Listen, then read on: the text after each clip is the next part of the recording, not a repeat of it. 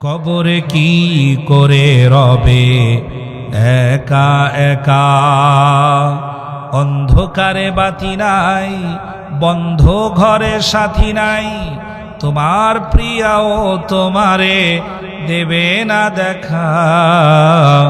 কবরে কি করে রবে একা একা, কবরে কি করে রবে একা একা, কবরে কি করে রবে, কবরে কি করে রবে একা একা, অন্ধকারে বাতি নাই, বন্ধ ঘরে সাথী নাই, তোমার প্রিয়াও তোমারে দেবে না দেখা। কবরে কি করে রবে, আহা বলেন, কবরে কি করে রবে। বালিশ নাই, মশারি নাই, কেমন করে ঘুমাবে ভাই, নাই আর কন্ডিশনের ঠাই, নাই হিটার পাখা,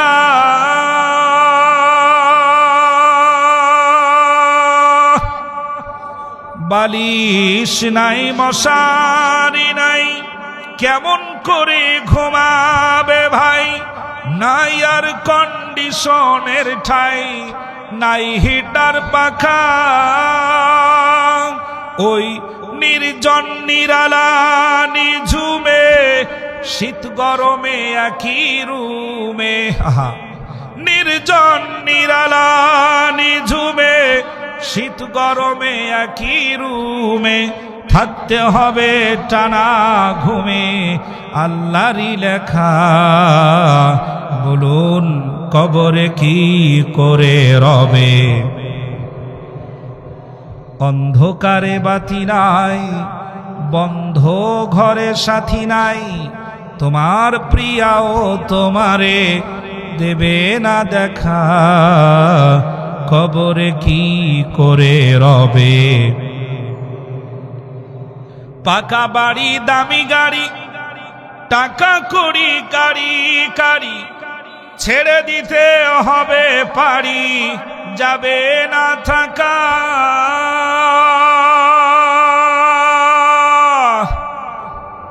পাকা বাড়ি দামি গাড়ি, টাকা কড়ি কারি কারি, ছেড়ে দিতে হবে পারি, যাবে না থাকা। তোমার বসার চেয়ার, টাকার সিন্দুক, আত্মরক্ষার পিস্তল বন্দুক, বসার চেয়ার, টাকার সিন্দুক, আত্মরক্ষার পিস্তল বন্দুক, পড়ে রবে বিশাল মুল্লুক, নির্বাচনী এলাকা। ভাবো কবরে কি করে রবে। বলুন তো পাটগ্রামের বন্ধুরা, আমাদের শেষ আশ্রয় কার কাছে? বুঝে বলছেন? আমাদের শেষ আশ্রয় কার কাছে? আল্লাহর কাছে। লক্ষ্য করেন, আপনি অসুস্থ হলেন, আল্লাহ না করুন, বলেন আল্লাহ না করুন। আমার সাথে জোরে বলেন, আওয়াজ দিয়ে, আল্লাহ না করুন, আল্লাহ না করুন। যদি কোনো ব্যক্তি, দলীয় কোনো নেতা অসুস্থ হয়, এই লোকটি অসুস্থ হয়ে যাওয়ার পর তাকে প্রথমে নিয়ে যাওয়া হলো আপনাদের নীলফামারীর সদর হাসপাতাল, ঠিক? লালমনিরহাট সদর হাসপাতাল।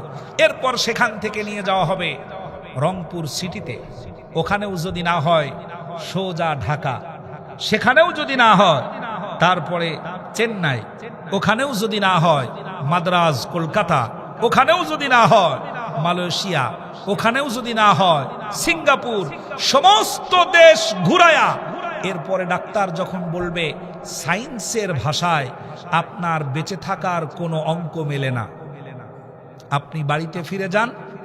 আপনি বাড়িতে গিয়ে আপনি খাদ্যখানা খান, যে কয়দিন আল্লাহ হায়াত রেখেছে ঘুরে বেড়ান, এর বেশি আমাদের কিছু বলার নাই। লোকটা যখন ফিরে আসবে, তখন বাড়িতে আসার পর তার দলীয় নেতা কর্মীরা তাকে দেখতে আসবে, পুলিশ লোকেরা দেখতে আসবে, প্রধানমন্ত্রীও যদি হয় তবুও সেও দেখতে আসবে। দেখতে আসার সময় ঔষধপত্রের টাকা আর উপঢৌকন খাদ্য সামগ্রী, ফল ফ্রুট এগুলো নিয়ে এসে একটি কথা আপনাকে বলে যাবে, সেটা হলো এই, কত কিছুই তো জীবনে করলা, কোনো কিছুতেই যখন কোনো কিছু হইলই না, এখন আল্লাহ আল্লাহ করো, আর কি করবা? আমার এই কথার সাথে একমত? এখন আল্লাহ আল্লাহ করো, আর কি করবা? পরিচয় করিয়ে দেবে আল্লাহ ছাড়া তোমার কোনো গতি, আল্লাহ ছাড়া তোমার কোনো গতি। সে আল্লাহর আইনের বিরুদ্ধে যদি আপনাকে যেতে বলে যাবেন, শরীয়তের আইনের বিরুদ্ধে যদি স্লোগান দিতে বলে দিবেন। মনে থাকবে কথা, ভাবেন মাথা দিয়ে। পাকা বাড়ি, দামি গাড়ি, টাকা করি কারি কারি, ছেড়ে দিতে হবে পারি, যাবে না থাকা। তোমার বসার চেয়ার, টাকার সিন্দুক, আত্মরক্ষার পিস্তল বন্দুক, পড়ে রবে বিশাল মূল্য নির্বাচনী এলাকা। বলেন কবরে কি করে রবে? আল্লাহ রাব্বুল আলামিন প্রশ্ন করছেন, কাইফা তাকফুরুন, কি করে সম্ভব, কেমন করে আল্লাহর সাথে নাফরমানি করতে পারো? আল্লাহ রাব্বুল আলামিন জিজ্ঞেস করছেন, প্রশ্ন করছেন আবার, ইয়া আইয়ুহাল ইনসানু মা গররাকা বিরাব্বিকাল কারীম। জোরে বলেন আল্লাহু আকবার। ওখানেও আল্লাহ পাক ইনসান শব্দ ব্যবহার করেছেন, ইয়া আইয়ুহাল ইনসান, হে পৃথিবীর মানুষেরা, বলো তোমার রব থেকে তোমাকে কোন জিনিস এমন আছে যেটা আলাদা করে দিল? আমি আল্লাহর আইনের সাথে আজ নাফরমানি কেমনে করছো, কিভাবে সম্ভব? আল্লাহ রাব্বুল আলামিন বলেন, হাল আতা আলাল ইনসানি হিনুম মিনাদ দাহরি লাম ইয়াকুম শাইআম মাযকুরা। জোরে বলেন আল্লাহু আকবার। পৃথিবীর মানুষের কি এমন একটা সময় ছিল না, এমন একটা পরিবেশ পৃথিবীর মানুষের কি ছিল না, তার কোনো নাম ছিল না, পরিচয় ছিল না, কেউ তাকে চিনত না, জানতো না, শুনতো না, গণনাও করতো না, উল্লেখযোগ্য বিষয়বস্তু হিসেবে পরিগণিত ছিল না।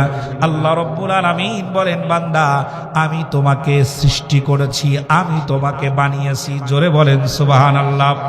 আল্লাহ রাব্বুল আলামিন বলেন, ইন্না খালাকনাকুম মিন তুরাবিন সুম্মা মিন নুতফাতিন সুম্মা মিন আলাকাতিন সুম্মা মিন মুদগাহ। জোরে বলেন আল্লাহু আকবার। আমাদেরকে কে বানিয়েছেন? জোরে বলেন কে বানিয়েছেন? আল্লাহ যে বানিয়েছেন বিশ্বাস হয়? বিশ্বাস করেন? যারা বিশ্বাস করেন তারা একটু আওয়াজে বলেন না, কে কে বানিয়েছেন আমাদেরকে? আল্লাহ রাব্বুল আলামিন বলেন, আল্লাযী খালাকাকা ফাসাওয়াকা ফাআদালাকা ফি আইয়ি সূরাতিন মা শাআ রাক্কাবাক। জোরে বলেন আল্লাহু আকবার। আমার পাটগ্রামের ভাইরা, আজকের মাহফিলে যত পুরুষ, আজকের মাহফিলে যত নারী, আমি আপনাদের কাছে কোরআনের মেসেজটা পৌঁছে দিতে চাই। আল্লাহর আইনের সাথে নাফরমানি করে এটা মানুষের কাজ নয়, জানোয়ারের কাজ। কার কাজ? আসেন একটু ধৈর্য ধরেন, আল্লাহর কোরআন থেকে প্রমাণ করার চেষ্টা করব প্রতিটি আয়াতের মাধ্যমে। আল্লাহ রাব্বুল আলামিন বলেন, আমি তোমাকে সৃষ্টি করেছি, সবচাইতে বড় প্রমাণ আমি আল্লাহ রাব্বুল আলামিন তোমাকে দিয়ে দিলাম। আমি আল্লাহ তোমাকে বানিয়েছি এবং তার সামঞ্জস্যতা ঠিক রেখেছি, পরিমাপ ঠিক রেখেছি। জোরে বলেন সুবহানাল্লাহ। আল্লাযী খালাকাকা ফাসাওয়াকা ফাআদালাক, তার পরিমাপ ঠিক রেখেছি। দুটো হাত আমি আল্লাহ দান করেছি, একটা হাত একটা থেকে 1 ইঞ্চি কম বানাই নাই, একটা চোখ আর একটা থেকে 1 সুতাও কম করি নাই। দারুণ ইঞ্জিনিয়ারিং। সুবহানাল্লাহ। কে বানিয়েছে? আহা, যদি আল্লাহর প্রতি সন্তুষ্ট হন বুকে হাত রেখে বলুন না সুবহানাল্লাহ। কে বানিয়েছেন ভাইরা? আল্লাহ রাব্বুল আলামিন বানিয়েছেন। একজন মানুষ যদি একটা কাজ করে, এই কাজের ভুল হয় নাকি হয় না?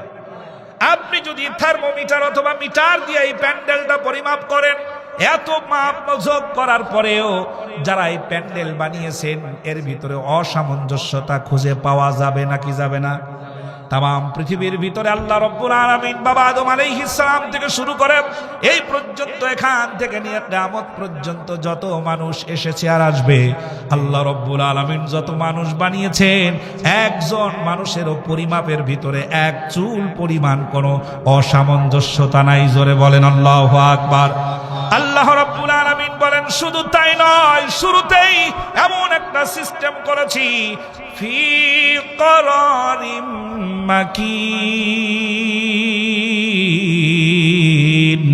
আল্লাহু আকবার। আমি আল্লাহ রাব্বুল আলামিন তোমাকে সৃষ্টি করে, তোমাকে বানিয়ে তোমার মায়ের পেটের ভিতরে এমন একটা জায়গায় রেখেছিলাম, যেই জায়গাটা গবেষণা করে আজকের ডাক্তারেরা বানিয়েছে আইসিইউ। কি বানিয়েছে? ICU, intensive care unit. আল্লাহু আকবার। ডাক্তারের কাছে জিজ্ঞেস করবেন আইসিইউ এর অর্থ কি, ডাক্তার বলবে 24 ঘন্টা পর্যবেক্ষণ কেন্দ্র। 24টা ঘন্টায় যেখানে ডাক্তারের নজর থাকে এবং প্রয়োজন মোতাবেক 100% চিকিৎসা দেওয়া হয় মুহূর্তের ভিতরে, তার নাম হলো আইসিইউ। সুবহানাল্লাহ। আল্লাহ পাক আমাদেরকে যেখানে রেখেছেন 24 ঘন্টা প্রতি মুহূর্তে আল্লাহ পাক আমাদেরকে নজরে রেখেছেন, দেখেছেন, পর্যবেক্ষণ করেছেন, যখন যেটা দরকার সেই প্রয়োজন মিটিয়ে দিয়েছেন। সুবহানাল্লাহ পড়েন।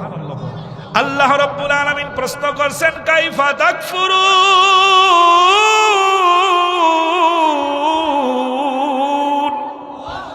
কি করে আজ আল্লাহর আইনের সাথে নাফরমানি করো? দলীয় পজিশন টিকিয়ে রাখতে গিয়ে আল্লাহর কোরআনের আইনটাকে অপছন্দ করো। আল্লাহর কোরআনের আইনের প্রতি তুমি বিশ্বাস রাখতে পারো না। শুধুমাত্র আল্লাহর আইনের প্রতি তোমার বিশ্বাস নাই তা নয়, আমার দেশের রাজনীতিবিদেরা এখন বাউলদের পক্ষ নেওয়া শুরু করেছে, ঠিক না? বাউলটার নাম হলো আবুল সরকার। কি সরকার? আবুল সরকার। লক্ষ্য করেন, আবুল সরকার। এখানে প্রত্যেকেই যে নামাজি তা নয়, কিন্তু ওর কথা শুনলে আপনাদের মাথা গরম হয়ে যাওয়ার কথা। আবুল সরকার বলছে আল্লাহর কথার, আগেই বলেন নাউজুবিল্লাহ, আল্লাহর কথার গুয়া আর মাথা। নাউজুবিল্লাহ পড়েন। আল্লাহর শানে এমন স্পষ্ট বেয়াদবি যেই ব্যক্তি করে, ওই ব্যক্তিকে পাথর মেরে হত্যা করা দরকার। ভোট পাওয়ার জন্য রাজনীতিবিদরা তার পক্ষ নিয়ে বলছে, তার উপরে যারা মামলা করেছে এবং বাউলদের উপরে যারা আক্রমণ করেছে তারা হলো ধর্মান্ধ। কি বলা হচ্ছে? ধর্মান্ধ এবং উগ্রপন্থী মৌলবাদ বলছে, উগ্রপন্থী মৌলবাদ। আপনি আপনার আল্লাহর পক্ষে অবস্থান নিবেন, যদি আপনাকে মৌলবাদ বলা হয় সরে যাবেন। আপনি আপনার আল্লাহর পক্ষে অবস্থান নিবেন, যদি আপনাকে রাজাকার বলা হয় সরে যাবেন। আপনি আপনার আল্লাহর পক্ষে অবস্থান নিবেন, আপনাকে যদি মৌলবাদ বলা হয়, জঙ্গিবাদ বলা হয় সরে যাবেন। আমাদেরকে জঙ্গিবাদ বলে লাভ নাই, আমাদেরকে মৌলবাদ বলে লাভ নাই, আমাদেরকে ফাঁসির ভয় দেখায় লাভ নাই, আমাদেরকে জীবনের ভয় দেখায় লাভ নাই। আমরা তো সেই জনতা, বিগত 16 বছর ধরে জেল খেটেছি, আমরা তো পালিয়ে থেকেছি, বাতিলের সামনে মাথা নত করি নাই। আবার কোন বাতিল আসে আমাদেরকে দমাতে পারবে না, নির্ভীক করে দিতে পারবে না, চুপ করিয়ে দিতে পারবে না। আবার আমরা জেগে উঠবো, আল্লাহর পক্ষে জীবন দেওয়ার দরকার হলে আমাদের জীবন অকাতরে বিলিয়ে দেব। যারা রাজি আছেন দুহাত উঁচু করে বলেন আল্লাহু আকবার। চ্যানেলটি সাবস্ক্রাইব করে আমাদের সঙ্গেই থাকুন। নাহমাদুহু ওয়া নাস্তাঈনুহু ওয়া নাস্তাগফিরুহু ওয়া নু'মিনু বিহি ওয়া নাতাওয়াক্কালু আলাইহি ونعوذ بالله من شرور أنفسنا ومن سيئات أعمالنا من يهده الله فلا مضل له ومن يضلله فلا هادي له ونشهد أن لا إله إلا الله وحده لا شريك له ونشهد أن سيدنا وسندنا وحبيبنا ومولانا محمدا عبده ورسوله الذي أرسله كافة للناس بشيرا ونذيرا وداعيا إلى الله بإذنه وسراجا وقمرا منيرا فقد قال الله تبارك وتعالى في كلامه المجيد والفرقانه الحميد সকলে একটু আওয়াজে বলেন আমার সাথে আউযু বিল্লাহি মিনাশ শাইতানির রাজীম বিসমিল্লাহির রহমানির রহিম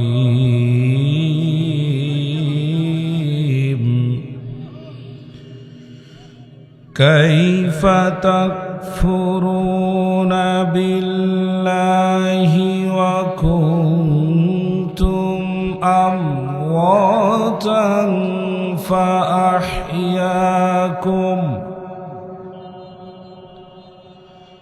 ثم يميتكم ثم يحييكم ثم إليه ترجعون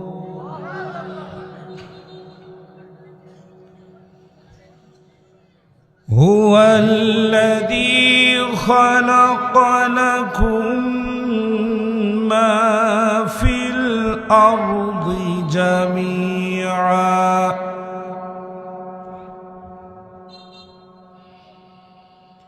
ثم استوى إلى السماء فسواهن سبع سماوات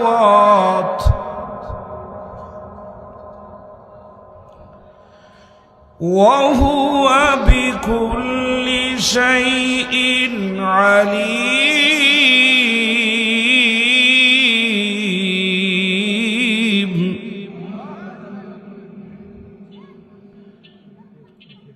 وإذ قال ربك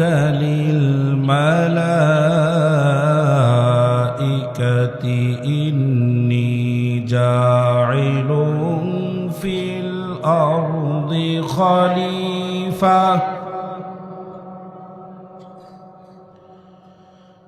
قالوا أتجعل فيها من يفسد فيها ويسفك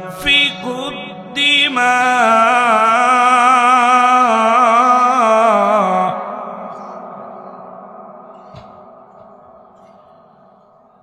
ونحن نسبح بحمدك ونحن نسبح بحمدك ونقدس لك قال إني أعلم ما لا تعلمون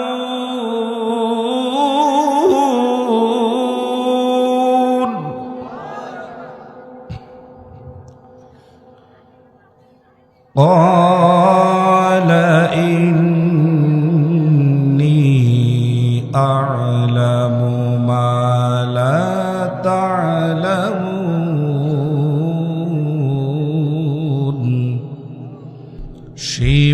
আবু তালিব সে এক কারাগার, কাটলো সেথায় তোমার বহুদিন হলো পার।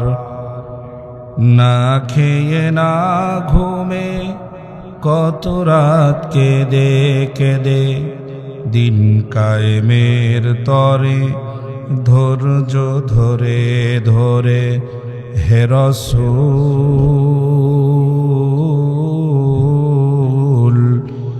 এসে গেল বদর ওহুদ খন্দক পরীক্ষা, জানমাল দিয়ে পাশ হলো সকল পরীক্ষা, অবশেষে হয়ে গেল দিন কায়েমের বিজয় তরি। রসুল আমার বলে দিলেন, খৈরুল কুরুনি করনি বালাগল উলা বিকামালিহি, কাশাফাদ দুজা বিজামালিহি, হাসনাত জামিউ খিসালিহি, সল্লু আলাইহি। कदमों में मुस्तफा की मेरे मज़ार होता, कदमों में मुस्तफा के, कदमों में मुस्तफा के मेरे मज़ार होता, ओ खाके पाक होती मैं खाके सर होता, बलगल उला भी कमालिही, कशफद दुजा बिजमालिही, हसनत जमीउ खिसालिही, सल्लु आलैहि ওয়া আলিহি। সম্মানিত ভাইরা, পৃথিবীর এ পর্যায়ে সকল দেশের মানুষেরাই একটি জিনিস সব থেকে বেশি চায়, তার নাম হলো শান্তি। নাম কি বলেন বলেন? আছেন না চলে গেছেন? আপনারা কি মেজাজ গরম করে বসে আছেন? একটা আওয়াজ দিয়ে বলেন, সবাই কি চায়? আপনারা কি চান? শান্তি না অশান্তি? শান্তি। প্রত্যেকেই চাই সালামত, একটু ভালো থাকতে চাই সবাই। যারা গরিব তারা চিন্তা করছে কিভাবে অর্থ উপার্জনের মাধ্যমে জাগতিক জীবনকে আরেকটু শান্তিময় করা যায়। যার ঘরে ফ্রিজ নাই তার স্ত্রী বলছে কিভাবে কি করে কোন কৌশলে কোন কায়দায় একটি ফ্রিজ আনা যায়। যারা ধনী মানুষ তারা শান্তির জন্য অর্থ খরচ করে চলে যাচ্ছে কক্সবাজার অথবা বিদেশে ভ্রমণ করার জন্য, কিছু সময় বের করে শান্তি খুঁজতে যাচ্ছে। যারা বিবাহিত তারা চিন্তা ভাবনা করছে যদি আবার ছোটবেলায় ফিরে যেতে পারতাম। আর যারা অবিবাহিত তারাও চিন্তা ভাবনা করছে যদি সংসার করে বিবাহ শাদী করে নিজের মতো জীবন যাপন করতে পারতাম তাহলে শান্তি হতো। প্রত্যেকেই শান্তির পিছনে ঘুরছে, দৌড়াচ্ছে, কিন্তু শান্তি নামক অসীম পাখি কারো জালে ধরা দিচ্ছে না। প্রচন্ড গতিতে দৌড়াচ্ছে, আমরাও শান্তির পিছনে দৌড়াচ্ছি। পরিবারকে শান্তিতে রাখার জন্য পুরুষের মাথার ঘাম পায়ে ঝরছে। শান্তিতে রাখার জন্য বাবা তার পুরো জীবন শেষ করে দিচ্ছে সন্তানদের নিরাপত্তার শান্তির জন্য। আমাদেরকে শান্তিতে রাখার জন্য শান্তি এবং মুক্তি দিতে মুক্তিযুদ্ধ হলো, দেশ স্বাধীন হলো। পৃথিবীর মানচিত্রে নতুন এক দেশের সংযোজন হলো বাংলাদেশ। নতুন পতাকা তৈরি হলো, জাতীয় সঙ্গীত হলো, ডক্টর কামাল সাহেবের লেখা নতুন সংবিধান আমাদের মাথার উপরে চাপিয়ে দেওয়া হলো একটু শান্তি পাওয়ার জন্য, দেশের মানুষ যেন শান্তিতে থাকে। দুর্ভাগ্যজনক হলেও সত্য, সেই শান্তি বেশি দিন টিকল না, অশান্তিতে রূপান্তরিত হলো। দিন গেল, মাস গেল, সময় গেল, বছর গেল, আবার অশান্তি শুরু হলো। নতুন স্বৈরাচার তৈরি হলো। দেশকে মুক্ত করার জন্য, মানুষকে মুক্ত করার জন্য, শেকল থেকে আলাদা করার জন্য আবার আন্দোলন শুরু হলো। শান্তি পাওয়া গেল না। আবার সরকার গঠন হলো। মানুষের ওপেন হার্ট সার্জারি করে যেইভাবে বাংলাদেশের সংবিধানকে এক নয়, দুই নয়, দেশের মানুষকে শান্তি আর নিরাপত্তা দেওয়ার জন্য এদেশের সংবিধানকে সর্বোচ্চ 17 বার ওপেন হার্ট সার্জারি করা হলো, সংযোজন করা হলো, বিয়োজন করা হলো, বাদ দেওয়া হলো, ইচ্ছে মতো রদবদল করা হলো। পক্ষে যেগুলো ছিল রাখা হলো, বিপক্ষে যেগুলো ছিল বাদ দেওয়া হলো। স্বার্থ হাসিল হয় না যেগুলো, ওগুলোকে কাট করে দেওয়া হলো। যেগুলো দিয়ে স্বার্থ হাসিল হয়, অন্য মানুষের উপরে নির্যাতন চালানো যায়, মন মতো করে সংবিধান তৈরি হলো। দুর্ভাগ্যজনক হলেও সত্য, এদেশের মানুষ শান্তি পেল না। বিগত 16টি বছরের ভিতরে অশান্তির আগুনে দাও দাও করে জ্বলে বাংলাদেশের যুব সম্প্রদায়, খালিদ বিন ওয়ালিদের উত্তরসূরিরা লাফিয়ে উঠল, শান্তি চাই না, মুক্তি চাই। অনেকগুলো মানুষের জীবনের বিনিময়ে আবার এদেশে কোন রকম একটু শান্তিতে ফিরে আসলো। প্রিয় পাটগ্রামবাসী, এই শান্তি টিকল না, এখন অশান্তি শুরু হয়েছে। আবার অশান্তি তুঙ্গে চলছে, কোথাও শান্তি নাই। প্রত্যেকের চিন্তা, প্রত্যেকের ধারণা, প্রত্যেকের ভাবনা শান্তি চায়, শান্তিতে রাখতে চায়। প্রত্যেকে শুধু এতটুকুই চায়, প্রকৃতপক্ষে যে শান্তির জন্য আমরা দৌড়াচ্ছি, জীবন ব্যয় করছি, সময় ব্যয় করছি, অর্থ ব্যয় করছি, এইভাবে শান্তির পিছনে কিয়ামত পর্যন্ত দৌড়ালেও শান্তি আমাদের হাতে ধরা দেবে না। শান্তি আর সালামত যদি পেতে হয়, তাহলে সর্বকালের, সর্বযুগের সর্বশ্রেষ্ঠ হেদায়েত এবং মানব জীবনের পরিচালনাকারী একটি মাত্র কিতাব কোরআনুল কারীমের সংবিধানের ছায়াতলে আমাদেরকে আবার ইউটার্ন করতে হবে। এছাড়া শান্তি দেওয়ার আর কোনো মন্ত্র তন্ত্র পৃথিবীর মানুষের হাতে নাই। যেই সংবিধান নিয়ে বাংলাদেশের মানুষেরা এত কথা বলছে, সেই সংবিধান অকেজো, সেই সংবিধান প্যারালাইজড, সেই সংবিধান পক্ষাঘাত রোগীর মতো, যে সংবিধানের চোখের উপরে বেঁধে রাখা হয় কালো কাপড়, যে সংবিধান আজ পর্যন্ত চুরি বন্ধ করতে পারে নাই, ডাকাতি বন্ধ করতে পারে নাই, ধর্ষণ বন্ধ করতে পারে নাই, খুন বন্ধ করতে পারে নাই, গুম বন্ধ করতে পারে নাই, জাল বন্ধ করতে পারে নাই। অশান্তির আগুনে দাও দাও করে জ্বলছে যে সংবিধান থাকার পরেও এই রকমের অকেজো অথর্ব সংবিধান দিয়ে বাংলাদেশের মানুষ শান্তিও পাবে না, মুক্তিও পাবে না। শান্তি আর মুক্তি পেতে হলে মানুষের তৈরি করা আইন বাদ দিয়ে সংসদে নিয়ে যেতে হবে আল্লাহর কোরআনুল কারীমের বলে দেওয়া সংবিধান। আমার সাথে আপনারা একমত? একটু হাত উঁচু করে বলেন আল্লাহু আকবার। আর এই কোরআনুল কারীমের সাথে বেয়াদবি করে বাংলাদেশের জন্মগতভাবে মুসলিমদের সন্তানেরাই বেশি। ঠিক, মুসলমানেরাই সবচেয়ে বেশি কোরআনের সাথে বেয়াদবি করে। হিন্দুরা তাদের ধর্মীয় কিতাবগুলোর সাথে, তাদের ভগবদ গীতা, মহাভারত, রামায়ণ, ঋগ্বেদ, সামবেদ, যজুর্বেদ, অথর্ববেদ, এরপরে old testament, new testament, look, যোহন, মথি, মার্ক, যত কিতাব আছে ধর্মীয় অনুসারী যারা, তারা তাদের ধর্মগ্রন্থের সাথে এত বেয়াদবি করে না যতটা বেয়াদবি করে আমার দেশের মুসলমানেরা কোরআনুল কারীমের সাথে। আমার কথাতে কি আপনারা একমত হতে পারছেন? কোরআনের সাথে সবচাইতে বেশি বেয়াদবি করে, আল্লাহর সাথে বেয়াদবি করে, রসুলের সাথে বেয়াদবি করে। ঠিক কি না? সম্মানিত ভাইরা, শান্তি পেতে হলে আইন চাই কার? জোরে বলেন কার? আমি বলতে চাই, পাটগ্রামের আজকের এই মাহফিল থেকে প্রিয় বীর জনতা, উত্তরবঙ্গের তৌহিদি জনতাকে বলছি, কান খাড়া করে লক্ষ্য করুন।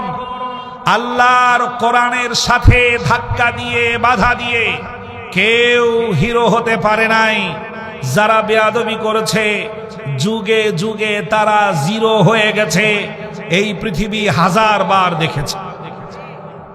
এ কোরআনের সাথে বেয়াদবি করে, কোরআনকে অপমান করে, কোরআনকে বিলুপ্ত করা যাবে না, এটাকে শেষ করে দেওয়া যাবে না, এটাকে স্তব্ধ করে দেওয়া যাবে না।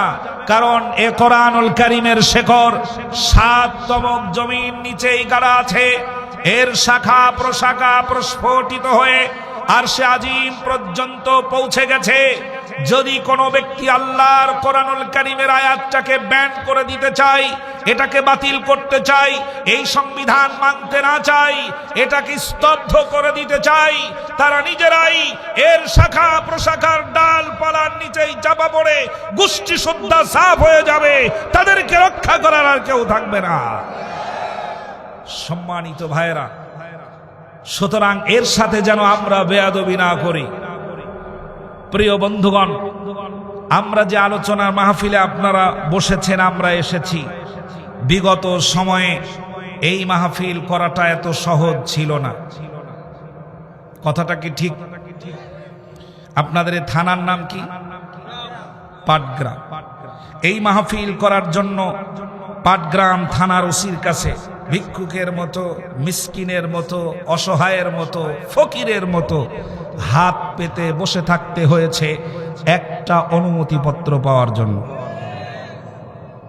আর থানার ওসিরা যে আচরণ উপহার দিয়েছে, তাতে মনে হয়েছে পাটগ্রামের জায়গা জমি যা আছে সব ওসির বাবার নামে রেজিস্ট্রি করে দেওয়া, ওই এদেশের মালিক আর আমরা সবাই রোহিঙ্গা।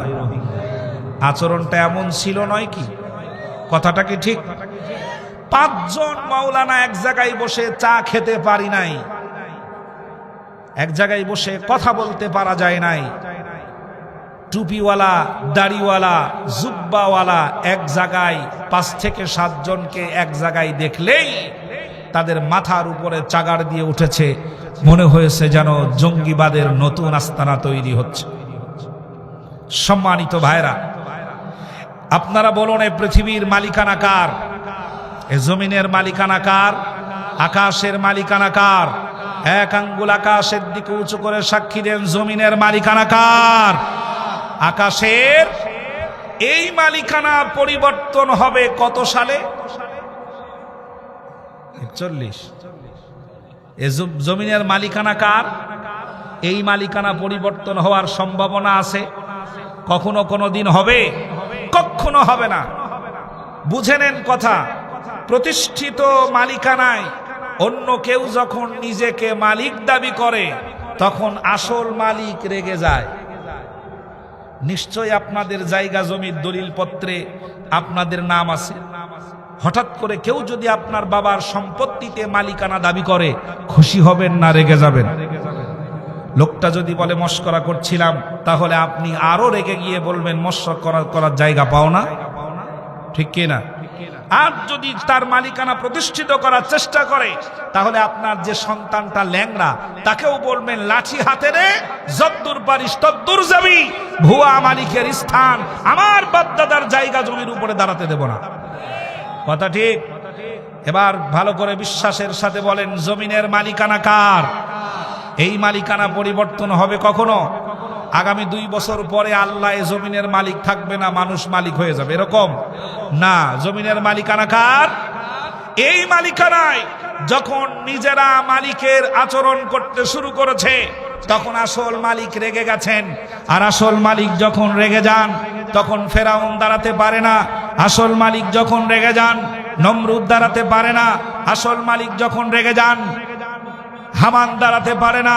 আসল মালিক যখন রেগে যান, আবু জেহেল দাঁড়াতে পারে নাই, আসল মালিক যখন রেগে গেলেন উতবা সাইবারা দাঁড়াতে পারে নাই, আসল মালিক যখন রেগে গেলেন আবু লাহাবের গোষ্ঠীরা দাঁড়াতে পারে নাই, আসল মালিক যখন রেগে গেলেন ব্রিটিশেরা টিকে থাকতে পারে নাই, আসল মালিক যখন রেগে গেলেন পাকিস্তানিরা দাঁড়াতে পারে নাই, আসল মালিক যখন রেগে গেলেন রাজা গোর গোবিন্দ দাঁড়িয়ে থাকতে পারে নাই, আসল মালিক যখন রেগে গেলেন পাকিস্তানিরা দাঁড়াতে পারে নাই, আসল মালিক যখন রেগে গেলেন হুসাইন মোহাম্মদের সাথে দাঁড়াতে পারে নাই, আসল মালিক যখন রেগে গেলেন তখন ডাইনি হাসিনাও তার পয়পুনা সুদ্ধা বাংলার জমিনে জায়গা হয় নাই। জোরে বলেন ঠিক কিনা? মালিকানা কার? এখান থেকে একটি সিদ্ধান্ত নিতে হবে। দলীয় স্থানীয় নেতাকর্মী যারা আছেন স্পষ্ট করে বুঝিয়ে দিয়ে গেলাম, জমিনের মালিকানা আল্লাহর, আপনি আর আমি মালিক নই, আমরা প্রতিনিধি। আপনি যদি আবার মালিক হওয়ার চেষ্টা করেন, আবার মুগ্ধ জেগে উঠবে, আবার আবু সাইদ জেগে উঠবে, শাহজালালের পাশের লাঠি হাতে করে তোমাদেরকে আবার বাংলার জমিন ছাড়া করবে। যারা বলেন ঠিক কিনা? আল্লাহ যেন আমাদের বুঝার তৌফিক দেন। বলেন আমিন। জোরে বলেন আমিন। আমার ভাইরা, আল্লাহ রাব্বুল আলামিন বলেন হুদাল লিন্নাসি ওয়া বাইয়িনাতিম মিনাল হুদা ওয়াল ফুরকান। জোরে বলেন আল্লাহু আকবার। কোরআনুল কারীমের প্রতিটি আয়াত শুধুমাত্র আওয়ামী লীগের বিরুদ্ধে বলার জন্য। আপনারা কি আছেন? শেয়ার না করলে কথাগুলো হৃদয়ঙ্গম হবে না। যেহেতু এটা তাফসীর মাহফিল, এটি একটি ক্লাস, একটি দার্স, আমরা প্রত্যেকেই বুঝবার চেষ্টা করব। এখন কোরআনের কথাগুলো বোঝার জন্য এই মুহূর্তে আপনার মাস্টার্স কমপ্লিট করতে হবে না, দাওরায়ে হাদিস পাশ করতে হবে না, টাইটেল পাস মাওলানা হতে হবে না। আপনার একটা সুস্থ, সুন্দর, সরল হৃদয় আর মস্তিষ্ক যদি থাকে, আপনি কোরআনের কথা সরল হৃদয়ে প্রবেশ করবে ইনশাআল্লাহ। আল্লাহ যেন আপনাদের সম্মান বাড়িয়ে দেন। বলেন আমিন। জোরে বলেন আমিন। সম্মানিত ভাইরা, দলীয় মানসিকতায় না নিয়ে একটু ভালো করে লক্ষ্য করুন। কোরআনুল কারীম যা নাজিল হয়েছে তা শুধু আওয়ামী লীগের বিরুদ্ধে, বিএনপির পক্ষে, জামাত ইসলামীর পক্ষে, তাবলীগের পক্ষে না। কাদের জন্য? না, আল্লাহ রাব্বুল আলামিন বললেন হুদাল লিন্নাসি ওয়া বাইয়িনাতিম মিনাল হুদা ওয়াল ফুরকান। জোরে বলেন আল্লাহু আকবার। যেন আল্লাহ পাক তামাম পৃথিবীর সমস্ত মানবদেরকে ডেকে ডেকে বললেন, শোনো আওয়ামী লীগের লোকেরা শুনে যাও, ও বিএনপির বন্ধুরা শুনে যাও, শিক্ষিত ভাইরা শুনে যাও, জামাত ইসলামীর লোকেরা শুনে যাও, তাবলীগের বন্ধুরা শুনে যাও, অশিক্ষিত লোকেরা শুনে যাও। যিনি নামাজ পড়েন তাকেও বলছে শুনে যাও, যিনি নামাজ পড়েন না তাকেও আল্লাহ বলছেন শুনে যাও। হুদাল লিন্নাস, হুদাল লিন্নাস। এখানে আপনি আলেম না? জি। এই পৃথিবীর ভিতরে আল্লাহ রাব্বুল আলামিন সামগ্রিকভাবে সমস্ত মানুষকে বোঝানোর জন্য কোরআনুল কারীমে যেই শব্দ ব্যবহার করেছেন তার নাম হলো নাস। ঠিক তো? যদি নাস হয় তাহলে ইহুদিও তার ভিতরে থাকতে পারে, কাফেরও থাকতে পারে, মুশরিকও থাকতে পারে, নামাজিও থাকতে পারে, বেনামাজিও থাকতে পারে। আল্লাহ রাব্বুল আলামিন বললেন হুদাল লিন্নাস। ও পৃথিবীর মানুষেরা শুনে যাও, নিজেকে যদি মানুষ দাবি করো, তুমি যদি বলো আমি একজন মানুষ, আল্লাহ রাব্বুল আলামিন বললেন যদি মনে করো মানুষ, যদি তুমি দাবি করো আমি একজন মানুষ, তাহলে আল্লাহর পক্ষ থেকে চূড়ান্ত সিদ্ধান্ত হলো মানুষ যদি হও, তোমার জীবন পরিচালনার জন্য অন্য কোনো কিতাব পৃথিবীর বুকে নাই, তোমার পরিবার পরিচালনার জন্য অন্য কোনো কিতাব পৃথিবীর বুকে নাই, তোমার রাষ্ট্র পরিচালনার জন্য অন্য কোনো কিতাব পৃথিবীর বুকে নাই, তোমার রিজিক কামাই করবে কোন পদ্ধতিতে এইটা শিখিয়ে দেওয়ার জন্য অন্য কোনো কিতাব পৃথিবীর বুকে নাই। হুদাল লিন্নাসি ওয়া বাইয়িনাতিম মিনাল হুদা ওয়াল ফুরকান। তামাম পৃথিবী মানুষকে আল্লাহ রাব্বুল আলামিন ডেকে ডেকে বলে দিলেন, যদি তুমি নিজেকে মানুষ দাবি করো তাহলে তোমার সঠিক পথ দেখানোর জন্য একটা মাত্র কিতাব, তার নাম হলো কোরআন। তার নাম কি? এই ঘোষণাকার, এই ঘোষণাকার। এখন আপনি বলেন, আপনি কি নিজেকে মানুষ মনে করেন নাকি অন্য কিছু? আপনারা কি মনে করেন আপনাদেরকে? মানুষ, নিজেকে মানুষ দাবি করেন যারা, হাত দেখাবেন তারা। বোঝেন নাই কথা? নিজেকে মানুষ দাবি করবেন যারা, হাত উঁচু করে আল্লাহু আকবার বলেন তারা। তাহলে আপনি যদি পরিবারটাকে সুন্দর করে সাজাতে চান, চালাতে চান, পরিচালনা করতে চান, তাহলে পদ্ধতি নিতে হবে কোত্থেকে? নিয়ম নিতে হবে কোথা থেকে? আপনি যদি আপনার সমাজ পরিচালনা করতে চান, এই সমাজের সকল কর্মকাণ্ড সম্পাদন যদি করতে চান, তাহলে পদ্ধতি নিতে হবে কোথা থেকে? কোরআন থেকে।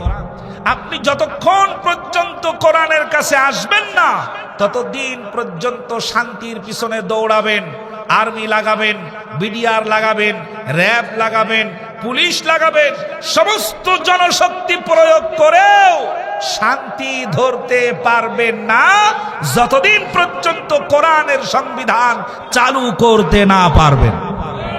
কথা ঠিক? আপনার বানানো সংবিধান, বাংলাদেশের বানানো সংবিধান এই 54 বছরের ইতিহাসে চুরি ডাকাতি বন্ধ করতে পারে নাই, ধর্ষণ বন্ধ করতে পারে নাই, খুন বন্ধ করতে পারে নাই, একটা পাপের দরজা বন্ধ হয় নাই। 54 বছর লাগবে না, কোরআন যদি চালু হয় 54 মিনিটের ভিতরে চোর মুক্ত বাংলাদেশ গড়া সম্ভব।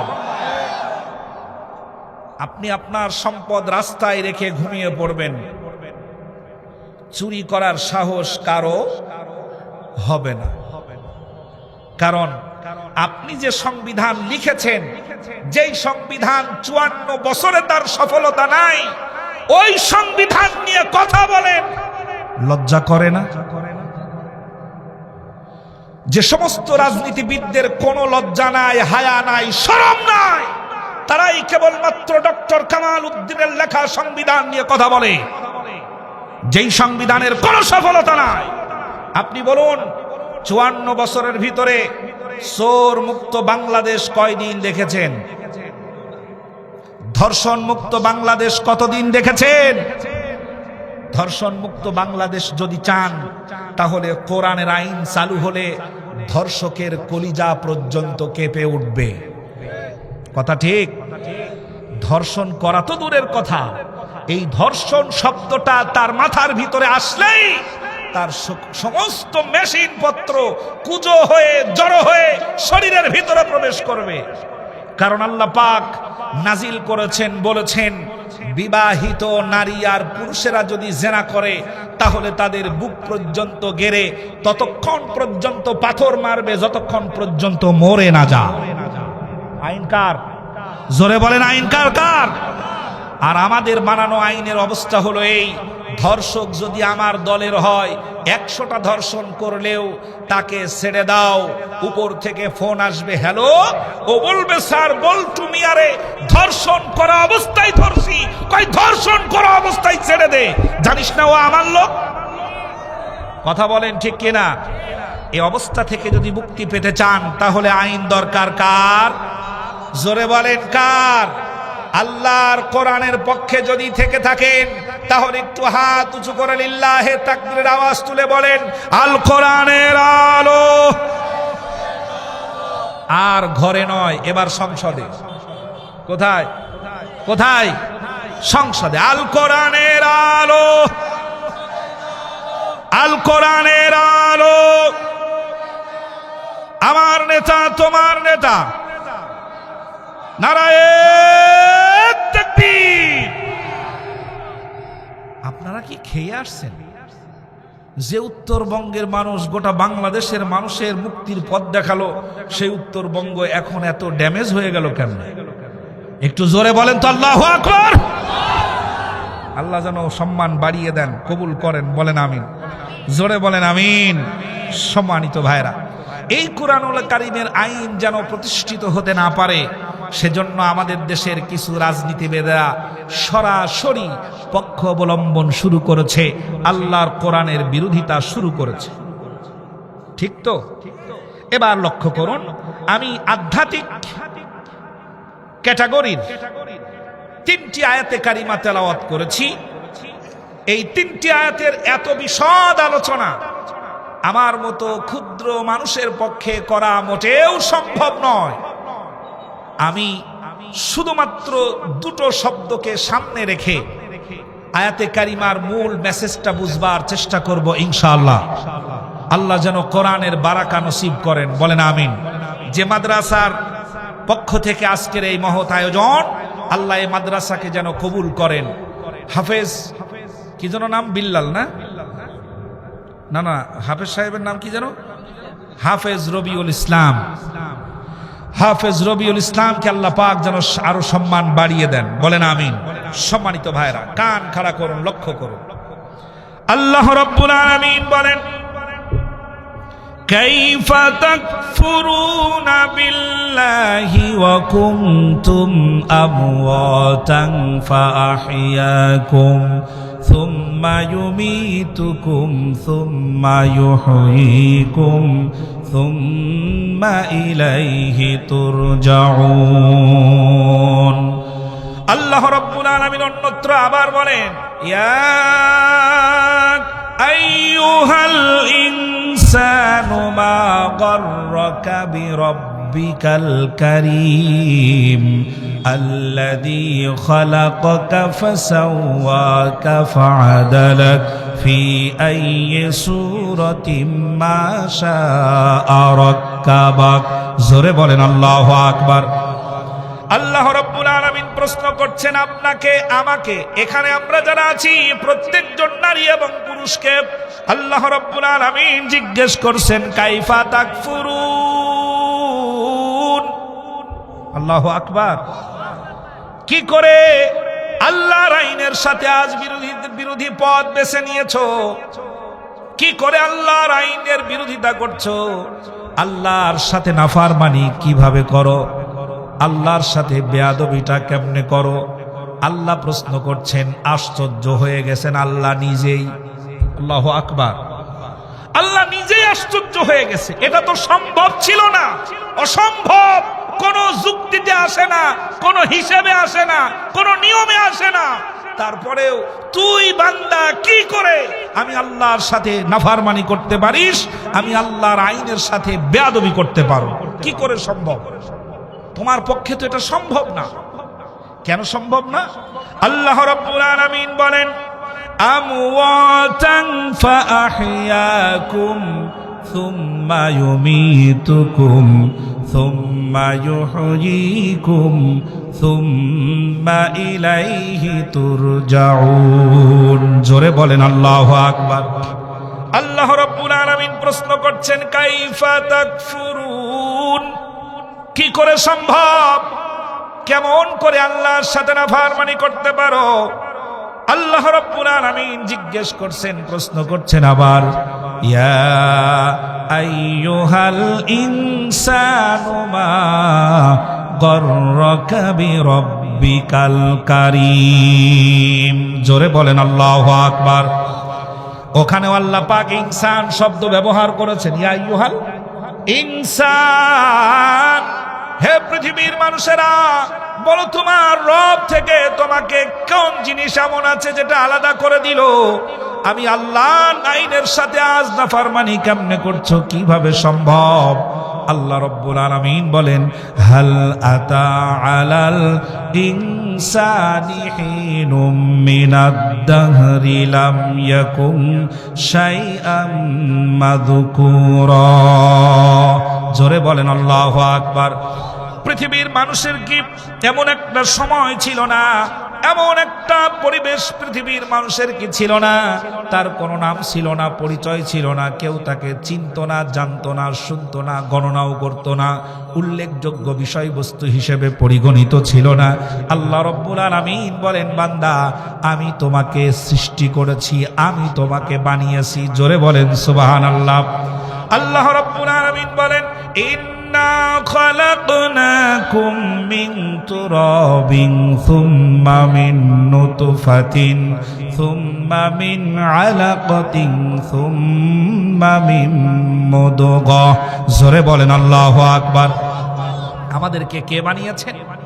জোরে বলেন, কে বানিয়েছেন? আল্লাহ যে বানিয়েছেন বিশ্বাস হয়? বিশ্বাস করেন? যারা বিশ্বাস করেন তারা একটু আওয়াজে বলেন না, কে কে বানিয়েছেন আমাদেরকে? আল্লাহ রাব্বুল আলামিন বলেন, আল্লাযী খালাকাকা ফাসাওয়াকা ফাআদালাকা ফি আইয়ি সূরাতিন মা শাআ রাক্কাবাক। জোরে বলেন আল্লাহু আকবার। আমার পাটগ্রামের ভাইরা, আজকের মাহফিলে যত পুরুষ, আজকের মাহফিলে যত নারী, আমি আপনাদের কাছে কোরআনের মেসেজটা পৌঁছে দিতে চাই। আল্লাহর আইনের সাথে নাফরমানি করে এটা মানুষের কাজ নয়, জানোয়ারের কাজ। কার কাজ? আসেন একটু ধৈর্য ধরেন। আল্লাহর কোরআন থেকে প্রমাণ করার চেষ্টা করব প্রতিটি আয়াতের মাধ্যমে।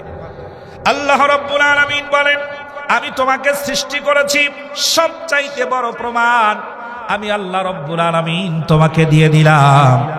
আমি আল্লাহ তোমাকে বানিয়েছি এবং তার সামঞ্জস্যতা ঠিক রেখেছি, পরিমাপ ঠিক রেখেছি। জোরে বলেন সুবহানাল্লাহ।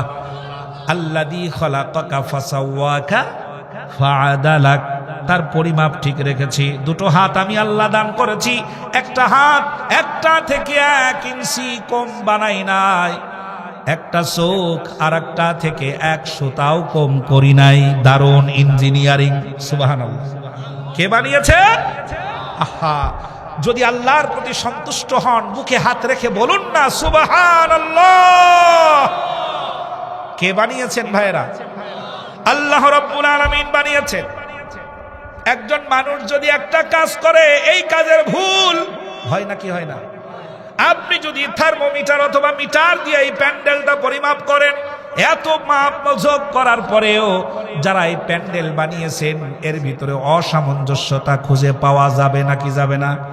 তাম পৃথিবীর ভিতরে আল্লাহ রাব্বুল আলামিন বাবা আদম আলাইহিস সালাম থেকে শুরু করে এই পর্যন্ত, এখান থেকে নিয়ে কিয়ামত পর্যন্ত যত মানুষ এসেছে আর আসবে, আল্লাহ রাব্বুল আলামিন যত মানুষ বানিয়েছেন, একজন মানুষেরও পরিমাপের ভিতরে 1 চুল পরিমাণ কোনো অসামঞ্জস্যতা নাই। জোরে বলেন আল্লাহু আকবার। আল্লাহ রাব্বুল আলামিন বলেন, শুধু তাই নয়, শুরুতেই এমন একটা সিস্টেম করেছি, ফি করারিম মাকিন। আল্লাহু আকবার। আমি আল্লাহ রাব্বুল আলামিন তোমাকে সৃষ্টি করে, তোমাকে বানিয়ে তোমার মায়ের পেটের ভিতরে এমন একটা জায়গায় রেখেছিলাম, যেই জায়গাটা গবেষণা করে আজকের ডাক্তারেরা বানিয়েছে আইসিইউ। কি বানিয়েছে? ICU, intensive care unit. আল্লাহু আকবার। ডাক্তারের কাছে জিজ্ঞেস করবেন আইসিইউ এর অর্থ কি, ডাক্তার বলবে 24 ঘন্টা পর্যবেক্ষণ কেন্দ্র। 24টা ঘন্টায় যেখানে ডাক্তারের নজর থাকে এবং প্রয়োজন মোতাবেক 100% চিকিৎসা দেওয়া হয় মুহূর্তের ভিতরে, তার নাম হলো আইসিইউ। সুবহানাল্লাহ। আল্লাহ পাক আমাদেরকে যেখানে রেখেছেন 24 ঘন্টা প্রতি মুহূর্তে আল্লাহ পাক আমাদেরকে নজরে রেখেছেন, দেখেছেন, পর্যবেক্ষণ করেছেন, যখন যেটা দরকার সেই প্রয়োজন মিটিয়ে দিয়েছেন। সুবহানাল্লাহ পড়েন। আল্লাহ রাব্বুল আলামিন প্রশ্ন করছেন, কাইফা তাকফুরুন,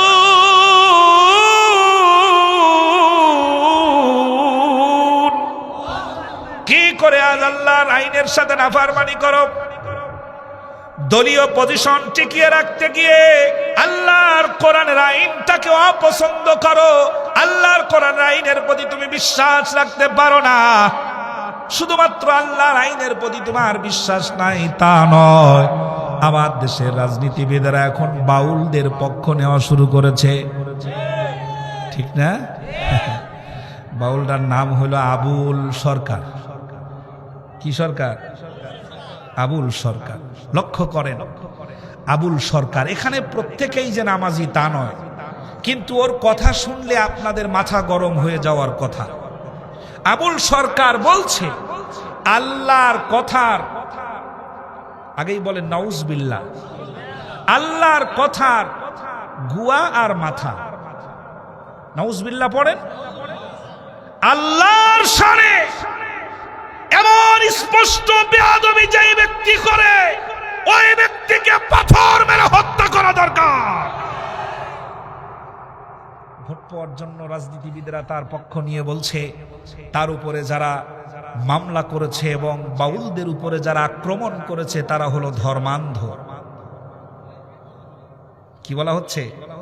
ধর্মান্ধ এবং উগ্রপন্থী মৌলবাদ বলছে, উগ্রপন্থী মৌলবাদ।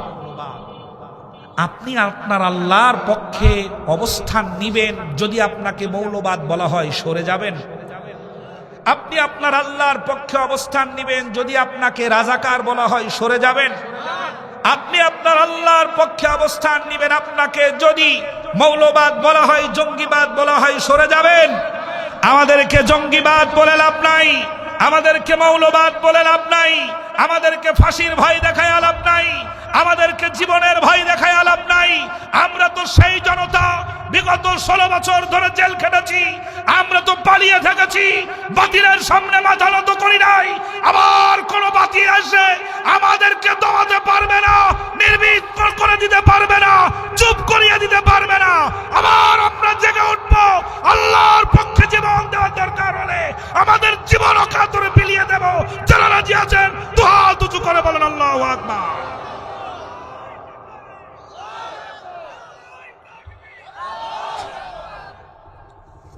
সম্মানিত ভাইরা, আপনি হুশ করে কথা বলবেন,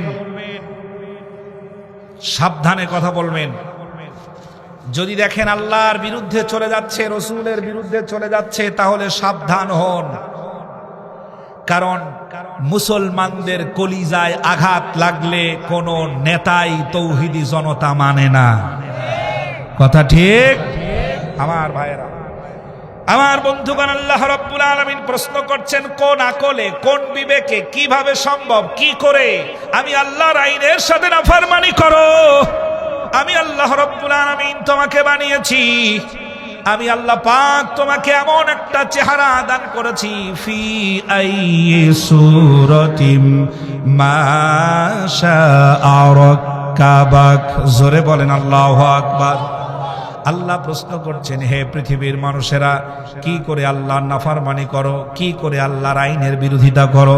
আমি আল্লাহ তোমাকে এমন সুন্দর চেহারা দিয়ে বানিয়েছি, যেই চেহারার মতো চেহারার মানুষ তামাম পৃথিবীর ভিতরে আর দ্বিতীয় কাউকে বানাই নাই। জোরে জোরে বলা যাবে কি আল্লাহু আকবার। এমন সুন্দর চেহারা কে দিয়েছেন? এমন সুন্দর চেহারা আল্লাহ পাক বানিয়েছেন, সুবহানাল্লাহ। আপনি কালো বলে আপনার মন খারাপ? আমার দিকে তাকান। আপনি কালো বলে কি আপনার মন খারাপ? আপনি কালো বলে পৃথিবী সুন্দর। গোটা পৃথিবীর সৌন্দর্যের কোনো মূল্যই থাকতো না যদি আপনাকে আল্লাহ কালো না বানাতেন। ঠিক কিনা? সৌন্দর্যের দাম বেড়েছে কালোর কারণে। সুবহানাল্লাহ পড়ে। আপনি কালো বলে পৃথিবী সুন্দর, পৃথিবী সুন্দর। আপনি চাঁদের আলো দেখে মুগ্ধ হয়ে যান, সূর্যের আলো, সকালবেলার হালকা আভা দেখে আপনি পাগল হয়ে যান। পূর্ণিমার রাতের জ্যোৎস্না দেখে, আধো আধো জ্যোৎস্না প্লাবিত রাতে আকাশের দিকে, চাঁদের দিকে তাকিয়ে আপনার কাছে খুব বেশি আকর্ষণীয় মনে হয়। আল্লাহ রাব্বুল আলামিন বলছেন, লাকাদ খালাকনাল ইনসান। লাকাদ খালাকনাল নাকি লাকাদ খালাকনাল মুমিন? লাকাদ খালাকনাল নামাজি, লাকাদ খালাকনাদ যিকর, এমন কিচ্ছু বলে নাই। পৃথিবীর ভিতরে মানুষ রূপে যাকে বানিয়েছি তার চাইতে সুন্দর করে পৃথিবীর এবং আখেরাতে, দুনিয়াতে কোনো কিছুই বানাই নাই। সুবহানাল্লাহ। এত সুন্দর করে যিনি বানালেন তার আইনের সাথে বিরোধিতা করছো, তোমার মতো নেমো খারাম পাটগ্রামে আর দ্বিতীয় কেউ হতে পারে না। এটি আল্লাহ পাকের কথা। মানুষ বড়ই নেমক হারাম। কে বলছেন? আল্লাহ বলছেন, ইন্নাল ইনসানা লাকানুদ, মানুষ বড়ই নেমক হারাম, অস্বীকার করে। বানিয়েছেন আল্লাহ পাক। আরেকটি কথা লক্ষ্য করুন, আল্লাহ রাব্বুল আলামিন বলেন, নাহনু কদ্দারনা বাইনাকুমুল মাউতা ওয়া মা নাহনু বিমাসবুকিন। জোরে বলেন আল্লাহু আকবার। আল্লাহ রাব্বুল আলামিন বলেন, সারাদিনের কর্মক্লান্ত শরীর, সারাদিন ফ্যাক্টরিতে, সারাদিন অফিসে আদালতে তুমি তোমার খেতে খামারে কাজ করেছো বান্দা, এরপরে ক্লান্ত শরীর হয়ে গেছে। সকাল সন্ধ্যা বেলায় বাড়িতে এলে, সন্ধ্যা বেলায় বাড়িতে আসার পরে তোমার ক্লান্ত শরীরটা যখন বিছানায় এলিয়ে দিলে, বিছানায় যখন ফেলে দিলে, আল্লাহ রাব্বুল আলামিন বলেন, তুমি যখন ঘুমিয়ে পড়লে, ওয়াজআলনা নাওমাকুম সুবাতা, আল্লাহ রাব্বুল আলামিন বলেন, ঘুমটাকে আমি তোমার জন্য আরামদায়ক করেছি। ভয়ঙ্কর কথা আল্লাহ বলছেন, নাহনু কদ্দারনা বাইনাকুমুল মাউতা ওয়া মা নাহনু বিমাসবুকিন। তাফসীরের কিতাবের ভিতরে বলা হয়েছে, আল্লাহ রাব্বুল আলামিন বলেন, বান্দা যখন ঘুমিয়ে যায় তখন শুধু ঘুমায় না, বান্দা মরে যায়। আর বান্দার সমস্ত বান্দারা যখন ঘুমায়, ঘুমন্ত মানুষের রূহটা জমা হয়ে যায় আল্লাহ রাব্বুল আলামিনের হাতে। কার হাতে? আল্লাহর হাতে রূহটা জমা হয়ে যায়। আল্লাহ রাব্বুল আলামিন বলেন, যাকে ইচ্ছা আমি তার রূহ ফেরত দেই, যাকে ইচ্ছা আমি তার রূহ ফেরত দেই না। কত বড় ভয়ঙ্কর কথা! আল্লাহ বলেন, যাকে ইচ্ছা তার রূহ ফেরত দেওয়া হয়, যাকে ইচ্ছা তার রূহ ফেরত দেওয়া হয় না। যার রূহ ফেরত দেওয়া হয়, পাটগ্রামের ভাইরা, তাকে ডাক দিলে সে জেগে ওঠে। যার রূহ ফেরত দেওয়া হয় না, এই বিছানা থেকে সোজা মাটির কবরের বিছানায় চলে যায়। রুহুটা চলে যায় কার হাতে? আল্লাহর হাতে রুহু চলে গেল। ফিরিয়ে দেবেন কি না দেবেন, এটি কেবলমাত্র আল্লাহ পাকের ইচ্ছা। ইচ্ছা হয় আল্লাহ ফেরত দিতেও পারেন, নাও ফেরত দিতে পারেন। এত বড় বিশাল টেনশন মাথায় রেখে সকালবেলা ঘুম থেকে উঠার পরে কি করে বলতে পারো আমরা শরিয়া আইনে বিশ্বাস করি না? কিভাবে সম্ভব? কথা কি হুঁশ করে বলা যায় না? আমরা শরিয়া আইনে বিশ্বাস করি, কিন্তু আমাদের দলীয় বিভিন্ন রকমের ঝামেলা আছে। শরিয়া আইন প্রতিষ্ঠা করার এজেন্ডা আমাদের দলে নাই। এটা হতে পারে, কিন্তু সরাসরি কোন মানুষ শরিয়া আইনে বিশ্বাস করি না এমন কথা বলার স্পর্ধা রাখে না। আমার ভাইরা, কেন? আপনার বাড়িতে কুকুর পালেন, যারা কুকুর লালন পালন করেন, তাদেরকে বলছি, কুকুর লালন পালন করা হারাম, এটার কোনো অনুমতি ইসলামে নাই। কিন্তু অনেকের বাড়িতে কুকুর আছে, লালন পালন করেন না ঠিকই, কিন্তু বাড়িতে কুকুর থাকার কারণে মাঝে মধ্যে কিছু খাদ্য খাবার দেন, কুকুরটা আপনার বাড়ি থেকে যায় না, আপনার বাড়িতে আসে। এরকম আছে নাকি? আছে। এই রাত ৩টার সময় যদি আপনি বাড়িতে ঢোকেন, আপনার পায়ের আওয়াজ শুনে কুকুর আপনাকে চিনতে পারবে নাকি পারবে না? আবার লক্ষ্য করেন, আপনার বাড়ির কুকুর সামান্য কিছু খাদ্য খানা দিয়েছিলেন বলে আপনি রাত ৪টার সময় হঠাৎ করে বাড়িতে ঢুকেছেন, কুকুরটিও ঘুমিয়েছিল। আপনি যখন গেটের ভিতর দিয়ে ঢুকলেন, কুকুর যদি আপনাকে চিনতে ভুল করে যদি চিল্লানি দেয় অথবা রেগে ওঠে, আপনার দিকে যদি ছুটে আসে, সাথে সাথে আপনাকে দেখার পরে দেখবেন লেজটা তার ভিতরে নিয়ে আপনার পায়ের কাছে এসে মাথা ঘষবে, পা ঘষবে, আর বুঝাতে চাইবে, মালিক ঘুমেছিলাম, বুঝতে পারি নাই, আই অ্যাম এক্সট্রিমলি সরি। ঠিক কি না? কুকুর দুঃখ প্রকাশ করবে, মালিক আমি চিনতে পারি নাই, আপনার পায়ের কাছে এসে মাথা ঘষবে। কুকুর তার মালিককে চেনে, কুকুর তার প্রভুকে চিনতে পারে। আর যে মানুষ আল্লাহর সৃষ্টি পাওয়া হওয়ার পর, আল্লাহর নিয়ামত খাওয়ার পরে, আল্লাহর দেওয়া অক্সিজেন নিয়ে প্রতি মুহূর্তে বেঁচে থাকার পরে মালিকের সাথে গাদ্দারি করে, ওই লোকটা কুত্তার চাইতেও খারাপ। এটা কি আসলামউদ্দিন জিহাদির কথা? ওলামা একরাম এখানে আছেন, এটা আসলামউদ্দিন জিহাদির কথা নয়, এটি কার কথা? উলাইকা কাল আনআম বাল হুম আদল। চতুষ্পদ জানোয়ার অথবা চতুষ্পদ জানোয়ারের চাইতেও নিকৃষ্ট। কথাটা কার?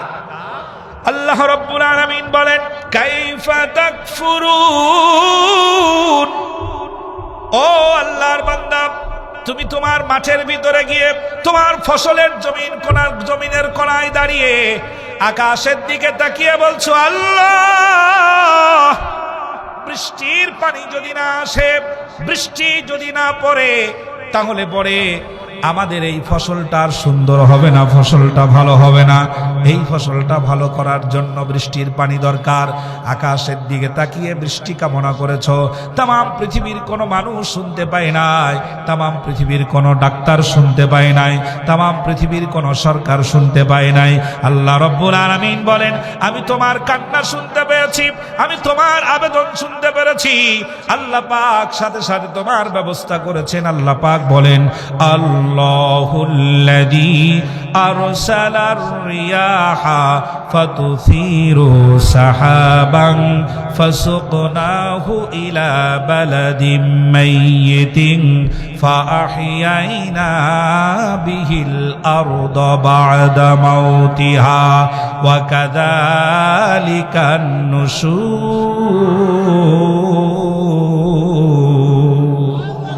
আল্লাহ রাব্বুল আলামিন বলেন, বান্দা তোমার ক্ষেতের কোনায় দাঁড়িয়ে, তোমার জমিনের পাশে দাঁড়িয়ে আকাশের দিকে তাকিয়ে বলেছ, আল্লাহ একটু কি বৃষ্টি দেওয়া যায় না? আল্লাহ রাব্বুল আলামিন বলেন, পৃথিবীর কোন সরকার তোমার কথা শুনতে পায় নাই, আমি আল্লাহ পাক তোমার কথা শুনতে পাওয়ার পর সমুদ্রের লবণাক্ত পানিটাকে উপরে উঠালাম, এটাকে মেঘ বানালাম, বাতাসকে হুকুম করলাম মেঘটাকে টেনে নিয়ে যাও পাটগ্রামের মাঠের উপরে। আল্লাহ রাব্বুল আলামিন বলেন, আকাশ থেকে পানিগুলো যদি জগের মতো করে ঢেলে দিতাম, বদনার মতো করে, কলসির মতো করে যদি ঢেলে দিতাম, তোমার ফসল নষ্ট হয়ে যেত, তোমার বাড়ি ঘরগুলো ভেঙে চুরে চুরমার হয়ে যেত। আমি আল্লাহ তোমার বাড়িও বাঁচিয়েছি, তোমার ফসলও বাঁচিয়েছি। আমি আল্লাহ পাক লবণাক্ত পানিকে মিষ্টি করে বৃষ্টির ফোঁটার আকারে জমিনের উপরে ফেলে আমি আল্লাহ তোমার জমিনের ফসল বাঁচিয়ে দিলাম। সুবহানাল্লাহ পড়েন। এ ফসল কে বাঁচালেন? সেই চাউলের ভাত খায়া বলছো শরিয়া মানি না। তোমার মতো নেমো খারাপ আর কেউ না। আবুল সরকার অক্সিজেন কে দেন? কে দেন? আপনি এখানে ডাক্তার যারা আছে তাদের কাছে যাবেন, সকালে জিজ্ঞেস করবেন।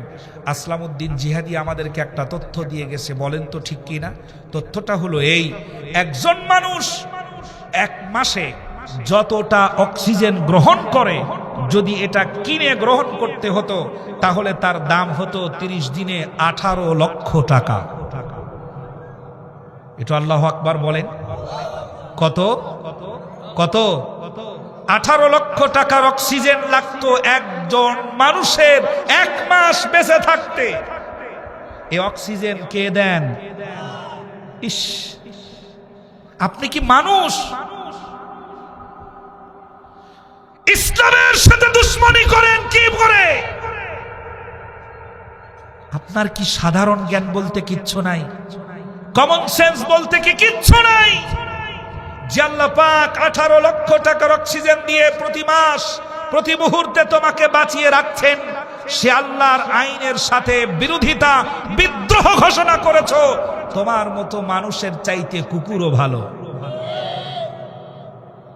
এমন কাজ থেকে আল্লাহ আমাদেরকে ফিরায় রাখুন, বলেন আমিন। দলীয় মানসিকতায় নিবেন না। প্রত্যেকটি প্রশ্নের উত্তর আপনি দেন, প্রতিটি প্রশ্নের উত্তর আপনি দেন। সরকার আপনাকে কি দেয়? কোন সরকার আপনাকে কিছু দেয়? নেতা কি দেয়? কসু দেয়। নেতারা দিচ্ছেন টাকা পয়সা কিছু, আর ভোটের আগে দেন আজিজ বিড়ি আর ডারবি সিগারেট। ঠিক কি না? আপনাদের এদিকে দেয়? হ্যাঁ দেয়, এদিকেও দেয়। 500 টাকার নোট পেয়ে মানুষেরা ভুলে যায় আসল সত্য সৎ চরিত্রবান ব্যক্তিদের থেকে মুখটা ঘোরায়া যে যত বেশি চুরি করতে পারে তারে তত বড় নেতা বানায়, ঠিক না? একজন নারীর কতটুকুন স্বর্ণ দরকার আমরা মিডিয়ার মাধ্যমে দেখলাম, সত্য মিথ্যা আল্লাহই ভালো জানে। একজন নারীর স্বর্ণ আছে 832 ভরি। কত? 832 ভরি। ও কি মানুষ না ভূত? আল্লাহ আল্লাহ রহম করেন, বলেন আমিন। সম্মানিত ভাইরা, পৃথিবীর মানুষ আপনাকে কিচ্ছু দেয় না। আপনার সন্তান অসুস্থ হলো, সন্তানের মাথায় হাত দিয়ে রাতের বিছানায় আল্লাহকে ডাক দিয়ে বলছেন, আল্লাহ তুমি আমার জীবন নিয়ে নাও, আমার সন্তানের জীবনটাকে সুস্থ করে দাও, রোগমুক্ত করে দাও। আল্লাহ রব্বুল আলামিন বলেন, আমি তোমার কান্না শুনেছি, আমি আল্লাহ শেফা দান করেছি। তুমি যদি বলো না আমি ওষুধ খেয়েছিলাম বলে আমার রোগ ভালো হয়েছে, আপনার এই পাটগ্রামের নওহাটা এলাকায়, এই নওহাটা পুরো এলাকার ভিতরে আপনি খোঁজাখুঁজি করে দেখবেন, ডাক্তারের কাছে যাওয়ার পরে রোগ ধরা পড়ে না কিন্তু শরীর ভালো না। আছে না?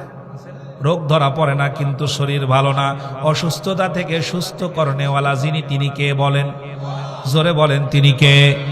আমার ভাইরা, আল্লাহ রাব্বুল আলামিন বলেন, বান্দা কি করে অস্বীকার করো? আমি আল্লাহ পাক অক্সিজেন দিয়ে তোমাকে বাঁচিয়ে রেখেছি। আমার ভাইরা, तमाम পৃথিবীর কোন সরকার আপনাকে তেমন কোনো কিছু দেয় না।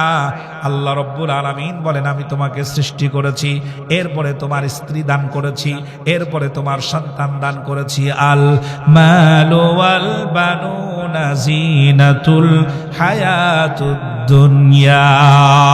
মাল সম্পদ এগুলো দুনিয়ার চাকচিক্য প্রশান্তির কারণ। আমি আল্লাহ পাক এগুলো তোমাদেরকে দান করেছি। সুবহানাল্লাহ পড়েন। আমি আল্লাহ তোমাকে সন্তান দিয়েছি, সম্পদ দিয়েছি, সমস্ত কিছু আল্লাহ রব্বুল আলামিন দিলেন। এরপরে আল্লাহ রব্বুল আলামিন যদি ইচ্ছে করতেন, তিনি যদি বলতেন আমার হুকুম তোমার পালন করাই লাগবে, আল্লাহ যদি এই দাবি করতেন, দাবিটা কি একেবারে অন্যায় ছিল? দাবিটা মোটেও অন্যায় ছিল না। কিন্তু কোরআন বলছে, ফামান শাআ ফালইউমিন ওয়া মান শাআ ফালইয়াকফুর। ইচ্ছে হয় তুমি আমাকে মানতে পারো, ইচ্ছে হয় তুমি আমাকে অস্বীকারও করতে পারো। আমি আল্লাহর কাছে তোমাকে আবার ফিরে আসতে হবে। আমি আল্লাহ তোমার বিচার ফাইসালা সেদিন করব। জোরে বলেন আল্লাহু আকবার। না মানার স্বাধীনতা দিলেন কে? আর আমাদের দেশে যত সরকার এসেছে অমান্য করার স্বাধীনতা দিয়েছে কি? বলেছে যে আপনারা আমাকে সরকার হিসাবে মানতেও পারেন, নাও পারেন, এরকম বলেছে? এরকম বলে নাই, বরং পুলিশ দিয়ে ঠেঙিয়েছে আপনাদেরকে, আমাদেরকে বাড়িতে থাকতে দেয় নাই বিরোধী হওয়ার কারণে, তার কথা না শ্রবণ করার কারণে। কথা বলেন ঠিক কিনা? নাকি পাটগ্রামে এই ঝামেলা হয় নাই? পাটগ্রামে ঝামেলা হয় নাই? হয়েছে। রাতের বেলা ঘরে থাকতে পারেন নাই, বেঁচে থাকার পরেও সন্তানরা মানুষ হয়েছে এতিমের মতো, যেন তার বাবা নাই। ঠিক কিনা? এই অবস্থা হয়েছে। আপনি যদি এখান থেকে স্বাধীনতা চান, আপনি হিন্দু যদি স্বাধীনতা চান, আপনি খ্রিস্টান যদি স্বাধীনতা চান, আপনি ইহুদি যদি স্বাধীনতা চান, আপনি বৌদ্ধ যদি স্বাধীনতা চান, আপনি মুসলিম যদি স্বাধীনতা চান, तमाम বাংলাদেশের সকল ধর্ম বর্ণের লোকেরা যদি 100% স্বাধীনতা চায়, মানুষের আইনকে ছুঁড়ে ফেলে দিয়ে আল্লাহর আইন বাস্তবায়ন করা ছাড়া আপনি 100% স্বাধীনতা পাবেন না।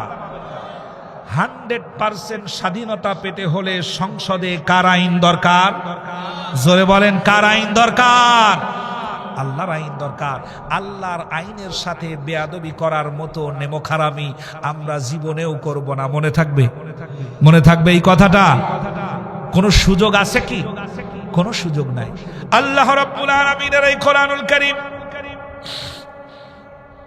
প্রতিটি শব্দ, প্রতিটি লফজ আল্লাহ রাব্বুল আলামিন বলে দিয়েছেন প্রত্যেকটি শব্দের ভিতরে লক্ষ লক্ষ কথা আল্লাহ মানুষের হেদায়েতের জন্য আল্লাহ পাক দিয়ে রেখেছেন এখানে। আমার ভাইয়ের আল্লাহ রাব্বুল আলামিন বলেন কাইফা তাকফুরুনা বিল্লাহ, কি করে তুমি আমার সাথে নাফরমানি করতে পারো?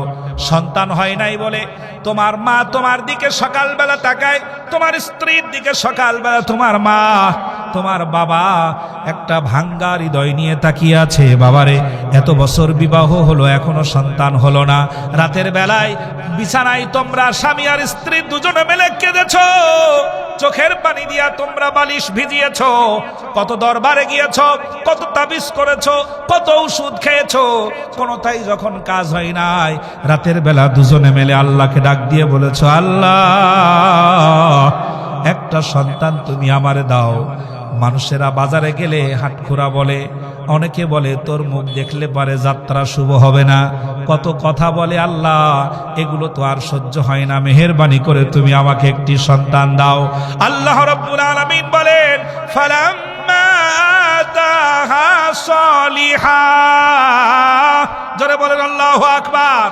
আমি আল্লাহ রাব্বুল আলামিন তোমাকে সন্তান দান করে তোমার অস্থির হৃদয়টাকে শান্ত করে দিলাম। আমি আল্লাহ তোমাকে কন্যা সন্তান দিলাম, আমি আল্লাহ তোমাকে পুত্র সন্তান দান করলাম। এই সন্তানগুলো পাওয়ার পর এখন তোমার জনবল হয়ে গেল, এখন তোমার লোকজন বেশি হয়ে গেল, জনশক্তি আছে বলে এই জন্যই কি তুমি বলছো আমরা শরিয়া আইন মানব না? মানুষ বেশি আছে এই জন্য বলছো? পাগল পাগল। আমার ভাইরা, আল্লাহ রাব্বুল আলামিনের প্রতিটি নিয়ামতের কথা স্মরণ করে দিয়ে আল্লাহ পাক মানুষের মাথাকে হ্যাং করে দিয়েছেন একটি আয়াত দিয়া। আল্লাহ রাব্বুল আলামিন বলেন ফাবিআইয়ি আলাইহি রাব্বিকুমা তুকাদ্দিবান। আয়াতটা পড়েন সবাই, একটু পড়েন আমার সাথে। ফাবিআইয়ি আলাইহি রাব্বিকুমা তুকাদ্দিবান। একবার জোরে জোরে বলা যাবে কি আল্লাহু আকবার? একটু জোরে আওয়াজে বলেন না লা ইলাহা ইল্লাল্লাহ। সবাই একটু জবান খুলে বলেন লা ইলাহা ইল্লাল্লাহ, লা ইলাহা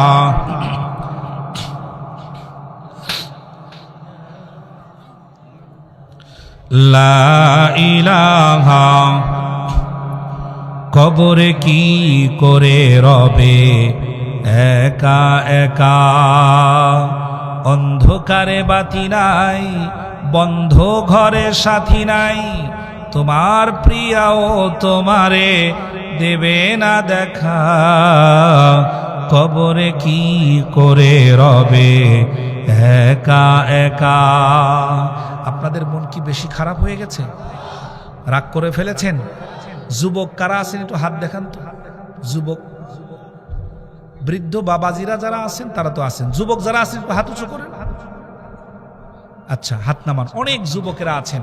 আমি আপনাদের কাছে আবেদন জানাবো, একটু মেহেরবানি করে আমার সাথে এই একটা লাইন গাওয়ার চেষ্টা করেন। বলেন কবরে কি করে রবে একা একা, কবরে কি করে রবে। সবাই একটু জোরে জোরে গান। কবরে কি করে রবে একা একা, অন্ধকারে বাতি নাই, বন্ধ ঘরে সাথী নাই, তোমার প্রিয়াও তোমারে দেবে না দেখা। কবরে কি করে রবে। আহা, বলেন কবরে কি করে রবে। বালিশ নাই, মশারি নাই, কেমন করে ঘুমাবে ভাই। নাই আর কন্ডিশনের ঠাই, নাই হিটার পাখা।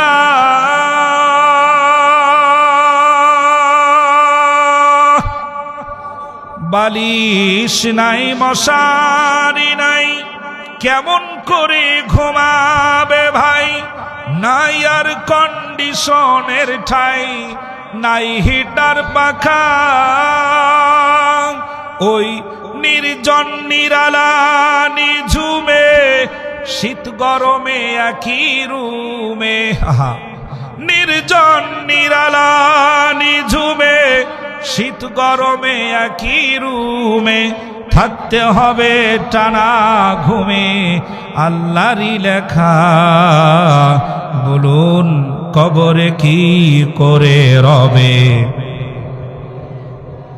অন্ধকারে বাতি নাই, বন্ধ ঘরে সাথী নাই, তোমার প্রিয়াও তোমারে দেবে না দেখা, কবরে কি করে রবে? আপনারা রাগ করে ফেলেছেন? বলুন না, কবরে কি করে রবে? পাকা বাড়ি দামি গাড়ি টাকা কড়ি কারি কারি ছেড়ে দিতে হবে পারি, যাবে না থাকা।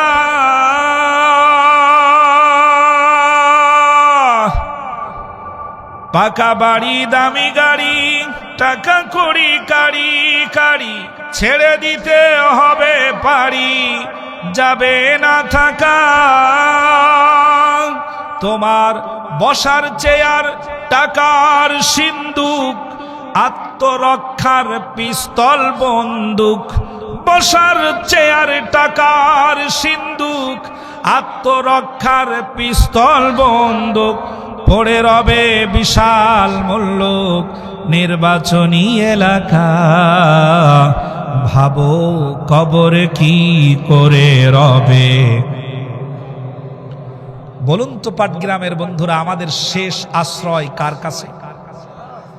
বুঝে বলছেন? আমাদের শেষ আশ্রয় কার কাছে? আল্লাহর কাছে। লক্ষ্য করেন,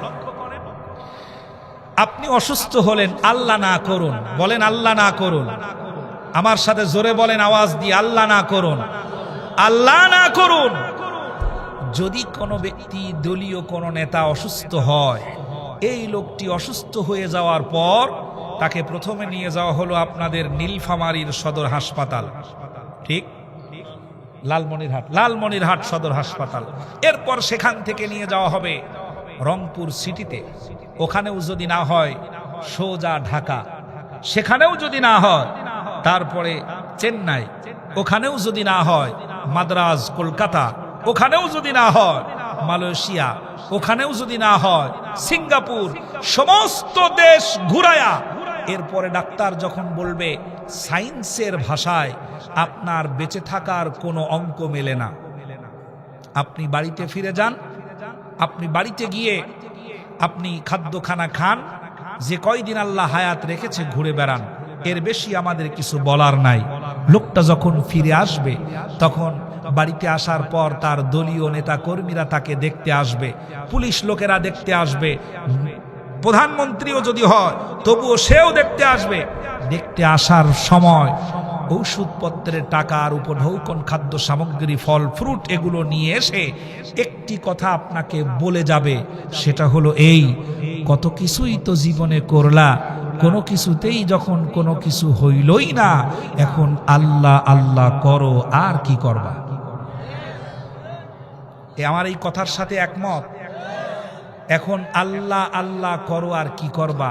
পরিচয় করিয়ে দেবে আল্লাহ ছাড়া তোমার কোনো গতি, আল্লাহ ছাড়া তোমার কোনো গতি।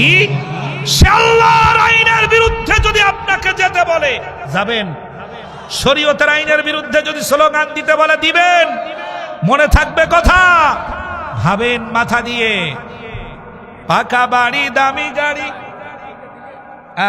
টাকা কড়ি কারি কারি ছেড়ে দিতে হবে পারি, যাবে না থাকা।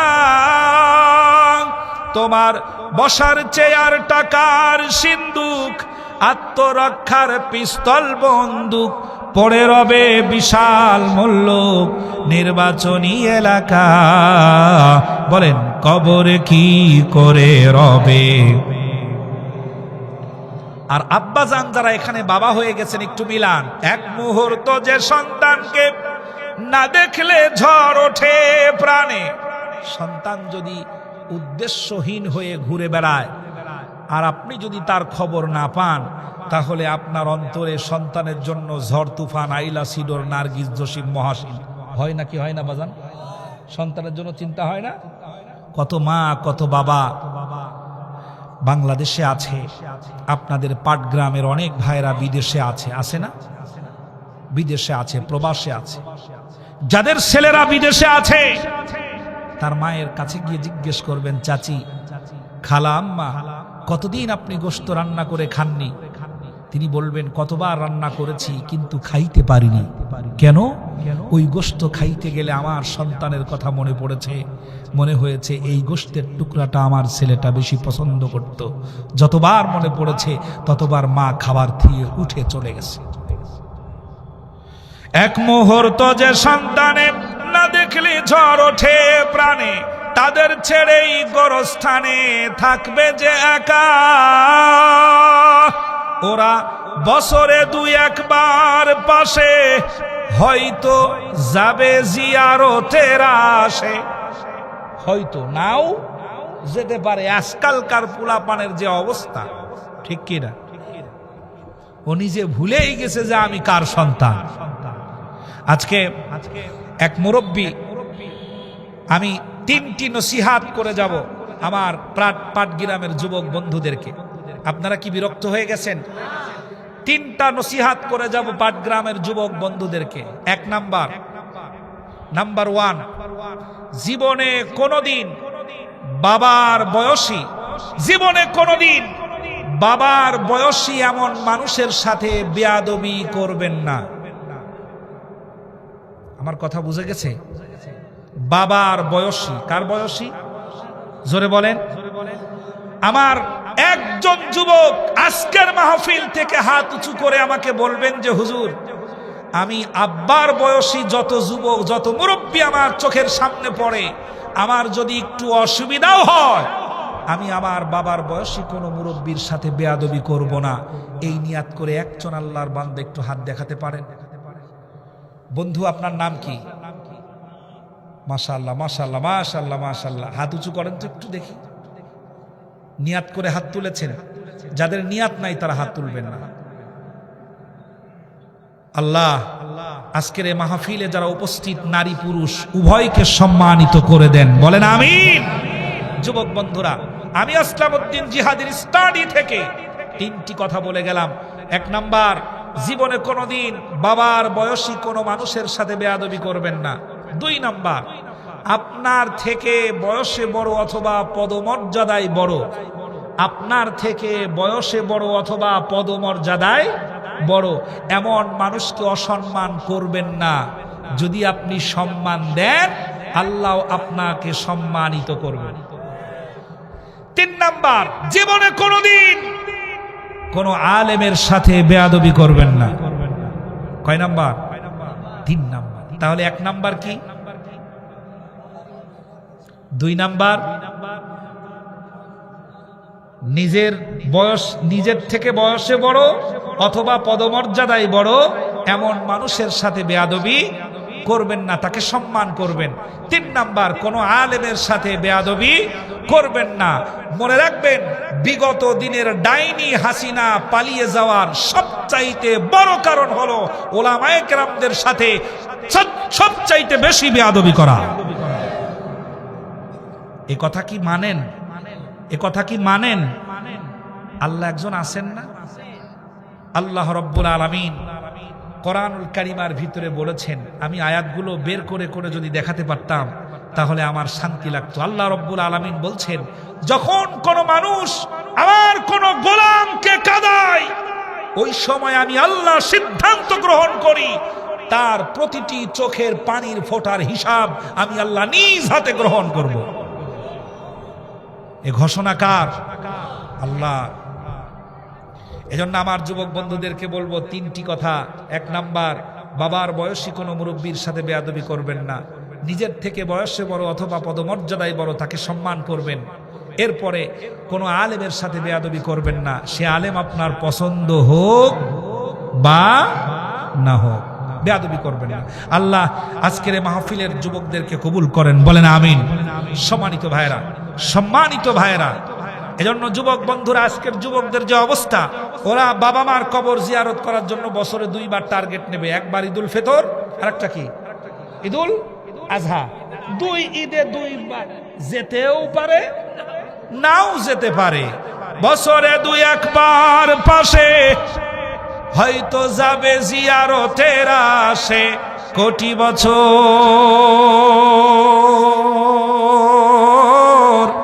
সবুজ ঘাসে বন্ধু থাকবে যে ঢাকা।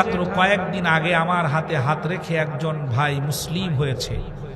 এ পর্যন্ত আমার হাতে মোট 13 জন, এর মধ্যে একজন খ্রিস্টান আর 12 জন হিন্দু ইসলাম ধর্ম গ্রহণ করেছে। বিভিন্ন আলোচনায় আমি যেখানে জুমা পড়াই, আশেপাশে অনেক হিন্দুরা বাসা ভাড়া থাকে। অনেক হিন্দুরা আছে যারা জুমার দিন ছুটি থাকার কারণে, পাশে বাসা হওয়ার কারণে মাইকের আওয়াজ কানে যায়।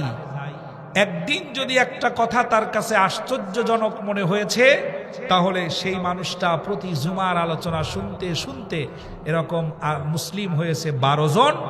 আর ইসলামিক স্টাডিজ একটু গবেষণা করে, পড়াশোনা করে, একটু দেখাশোনা করে একজন খ্রিস্টান ভাই মুসলিম হয়েছে। সম্মানিত ভাইরা, আল্লাহ পাকের খানায় কাবার গেলাফ আমি এ হাত দিয়ে ধরেছি, হৃদয় থেকে আল্লাহর কাছে দোয়া করেছি। আমিও একজন আল্লাহর ঘরের মেহমান। আপনাদেরকে নিয়ে যদি একটু, আপনাদের পাটগ্রামে মোনাজাত হয় তো, হ্যাঁ মোনাজাত হয়, আমি যদি আপনাদেরকে নিয়ে একটু দোয়া করে যেতে চাই, তাহলে দোয়ায় শরীক হতে রাজি আছেন ইনশাআল্লাহ? মা বোনেরা আছে না? কত প্যান্ডেল আছে? প্যান্ডেল আছে, মহিলারাও আছে অনেক। মা বোনদের জন্য আমি ছোট্ট একটি হাদিয়া তুলে দিয়ে গেলাম। পাটগ্রামের মায়েরা বোনেরা, এই মুহূর্তে একজন মা আর একজন বোন, একজন আর একজনের সঙ্গে কথা বলা বন্ধ করে দিন। একজনও কথা বলবেন না, স্টপ হয়ে যান। লক্ষ্য করুন, অর্ধ পৃথিবীর পরিচালনাকারী হযরত ওমর ইবনুল খাত্তাব রাদিয়াল্লাহু তাআলা আনহু, তিনি আসলাম রাদিয়াল্লাহু তাআলা আনহুকে সাথে নিয়ে 11 জন সরকারি কর্মকর্তা, তাদেরকে নিয়ে মদিনাতুল মুনাওয়ারায় মসজিদুন নববী থেকে বেরিয়ে উনি একটু পায়চারি করার জন্য বেরিয়েছেন, দেখার জন্য বেরিয়েছেন দিনের বেলা।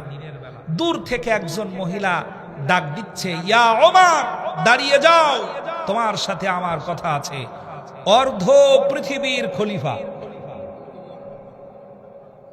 ভাবুন, ওজন করেন, অর্ধ পৃথিবীর খলিফা, অর্ধ পৃথিবীর প্রেসিডেন্ট, তাকে ডাক দিচ্ছে একজন সাধারণ মহিলা। আর আমাদের মেম্বারের নাম ধরে ডাকা যায়? ওরে মেম্বার তো দূরের কথা, চেয়ারম্যানের, আমাদের দেশে আছে চামচ নেতা, বদনা নেতা, থালা নেতা, পাতি নেতা, ছাতি নেতা, আছে না? এই নেতা যেগুলো, এর নাম ধরেই তো ডাকা যায় না। ওর বাবার চাইতে বয়সে বড়, তার সাথেও বেয়াদবি করতে দ্বিধা করে না। কথাটা কি ঠিক? মেম্বারি হওয়ার কারণে বাবের চাইতে বড়, তার সাথেও তুই তুমারি করে কথা বলতে দ্বিধা করেন। একবার ভাবেও না যে যার সাথে কথা বলছি তিনি আমার বাবার চাইতেও বৃদ্ধ। সম্মানিত ভাইরা, হযরত ওমর অর্ধ পৃথিবীর প্রেসিডেন্ট, রাস্তার ভিতরে সাধারণ একজন মহিলা ডাক দিলেন, ইয়া ওমর, দাঁড়িয়ে যাও। হযরত ওমর দাঁড়িয়ে গেলেন। মহিলাটা কিছু সময় কথা বললেন, এরপরে হযরত ওমর নাম নাম বললেন, তারপরে চলে গেলেন। হযরতে আসলাম রাদিয়াল্লাহু তাআলা আনহু বলেন, আমিরুল মুমিনিন, আশ্চর্য হয়ে গিয়েছি আমরা বাকিরা, সাধারণ একজন মহিলা হযরত ওমরের মতো খলিফার নাম ধরে ডাক দেয়, আর হযরত ওমর তিনি দাঁড়িয়ে যান। আমরা মহিলার পরিচয় জানতে চাই। হযরত ওমর রাদিয়াল্লাহু তাআলা আনহু বলেন, আমার সাথী ভাইয়েরা শুনে যাও, এই মহিলা সাধারণ কোন মহিলা না। এই মহিলা এমন একজন মহিলা যার শানে আল্লাহ রাব্বুল আলামিন সূরা নাজিল করেছেন। জোরে বলেন সুবহানাল্লাহ। তখনও পর্দার আয়াত নাজিল হয় নাই। আল্লাহর নবী মসজিদুন নববীর ভিতরে বসা, আল্লাহর নবীর পাশে আম্মা জান আয়েশা রাদিয়াল্লাহু তাআলা আনহা বসা। এমন সময় একজন এই মহিলাটা মসজিদের ভিতরে ঢুকলেন। ঢোকার পরে নবীজির পাশে গিয়ে বসলেন। বসার পরে কিছু কথা বলবেন বলে নবীজির কাছে অনুমতি চাইলেন। আল্লাহর নবী অনুমতি দিলেন। হঠাৎ করে মহিলা থেমে গেল। নবীজি জিজ্ঞেস করলেন, কেন থেমে গেলে, কি বলতে এসেছিলে? মহিলা বলল, আমার স্বামী আমাকে মারধর করে, আমার স্বামী আমাকে গালিগালাজ করে, আমার স্বামী আমার বাপের বাড়ির খুঁটা দেয়, আমার স্বামী আমাকে অসম্মান করে, অশ্রদ্ধা করে, আমার স্বামী কখনো আমাকে ভালোবাসে না। ইয়া রাসূলুল্লাহ, স্বামীর বিরুদ্ধে আপনার কাছে নালিশ করার জন্য এসেছিলাম, থেমে গেলাম এই জন্য। আমার কথাটা শুধু আপনি জানবেন, হযরতে আয়েশা যেন জানতে না পারে। এই কথা চিন্তা করে মহিলাটা আল্লাহর নবীর কানের কাছে নিজের স্বামীর বিরুদ্ধে যত অভিযোগ আছে সবগুলো বলা শুরু করলো। আল্লাহর নবী যখন কানটা মহিলার দিকে আগায়, তখন আল্লাহর নবী শুনতে পান। যখন আল্লাহ রসুল আয়েশার দিকে একটু ঝুঁকে যায়, মহিলার মুখটা দূরে সরে যায়। আল্লাহর নবী মহিলার কথা শুনতে পান না। মহিলা নিজের মতো করে কথাগুলো বলে বিদায় হয়ে চলে গেল। আল্লাহর নবী তাকিয়ে থাকলেন আর ভাবলেন, মহিলা কেন এসেছিল, পুরো কথা শুনতে পারি নাই, আমি কি দোয়া করব আর কি ফয়সালা গ্রহণ করব। আল্লাহ রাব্বুল আলামিন জিবরাইলকে ডেকে বললেন, জিবরাইল আর দেরি করো না, যাও তাড়াতাড়ি মসজিদুন নববীর ভিতরে আমার নবী বসা। মহিলাটা স্বামীর সম্মান রক্ষা করতে গিয়ে এমন আস্তে আস্তে কথা বলেছে যেন আমার রাসূল ছাড়া আর কেউ শুনতে না পায়। যেই মহিলা এত স্বামীর সম্মান রক্ষা করতে গিয়ে এত আস্তে করে কথা বলেছে, আমার নবী সব কথা শুনতে পাই নাই, কিন্তু আমি আল্লাহ কোনো কথা বাদ রাখি না। আল্লাহু আকবার, আমি আল্লাহ সব শুনেছি। ইন্নাল্লাহা সামিউন বাসীর, আমি আল্লাহ সব শুনতে পেয়েছি। তুমি আমার নবীকে গিয়ে জানিয়ে দাও, কদ সামিআল্লাহু কাওলাল্লাতী তুজাদিলুকা ফী যাওজিহা ওয়া তাশতাকি ইলাল্লাহ। জোরে জোরে বলা যাবে কি আল্লাহু আকবার। 28 নম্বর পারার প্রথম নম্বর সূরা সূরাতুল মুজাদালা। সূরা মুজাদালা, সূরা মুজাদালা মানে আলাপ আলোচনা। দুজনের মধ্যে যেই টেবিলের এপাশে ওপাশে বসে গল্প হয়, এটার নাম হলো মুজাদালা।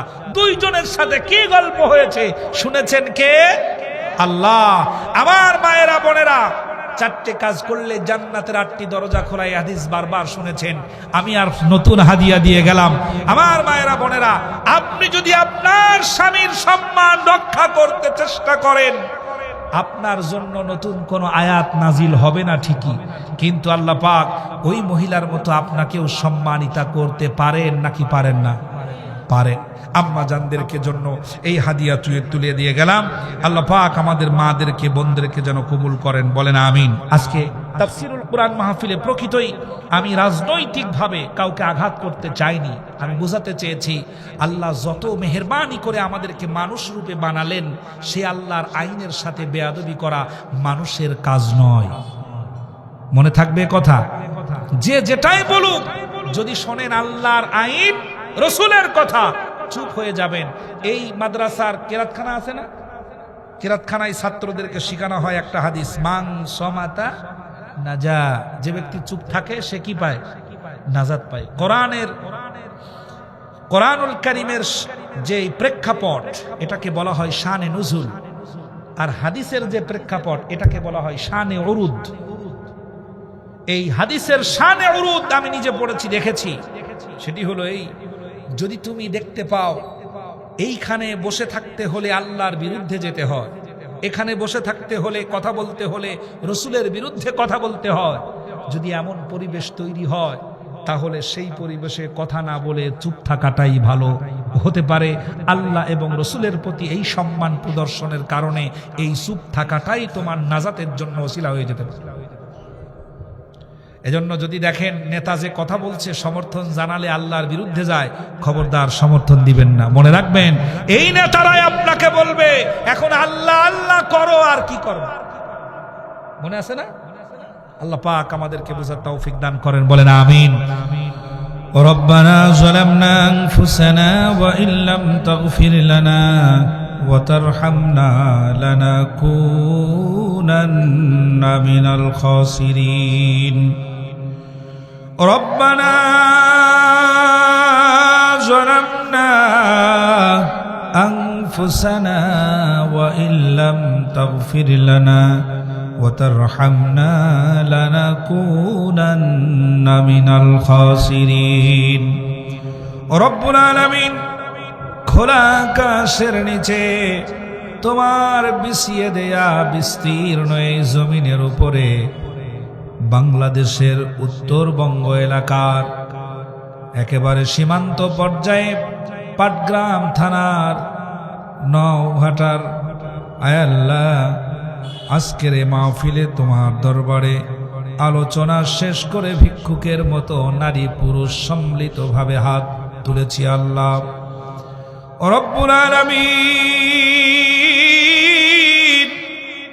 আলোচনার ভুলগুলিকে মাফ করে দাও আয় আল্লাহ যা সওয়াব দিয়েছ লক্ষ কোটি গুণে বাড়ায়া দাও সোনার মদিনায় নবীজির রওজা মোবারকে হাদিয়া টুকুন পৌঁছায়া দাও तमाम পৃথিবীর মাটির কবরে যত মুমিনিন মুমিনাত মুসলিমিন মুসলিমাত দাররা পরিমাণ ঈমান বুকে নিয়ে কবরে শুয়ে আছেন আল্লাহ সবার রূহ মোবারকে আমাদের সওয়াব পৌঁছায়া দাও রব্বুল আলামিন গভীর রজনী আয় আল্লাহ আমরা জানি রাত্র যত গভীর হয় পৃথিবীর অফিস গুলো বন্ধ হয়ে যায় এটাও বিশ্বাস করি রাত্র যত গভীর হয় তোমার রহমতের অফিস গুলো তত কর্মচঞ্চল হয়ে যায় তাহাজ্জুদের সময়ে গভীর রাত্রে তোমার বান্দা বান্দীদেরকে নিয়ে আমার ডানে বামে আমার আব্বার বয়সী বাবাদেরকে নিয়ে তোমার দরবারে ভিক্ষুকের নাই দুটি হাত তুলেছি আল্লাহ মেহেরবানি করে আমাদের তামাম জীবনের গুনাহগুলো মাফ করে দাও ও রব্বুল আলামিন আমরা যারা হাত তুলেছি আমাদের মাঝে অনেকেরই বাবা বেঁচে নাই আয় আল্লাহ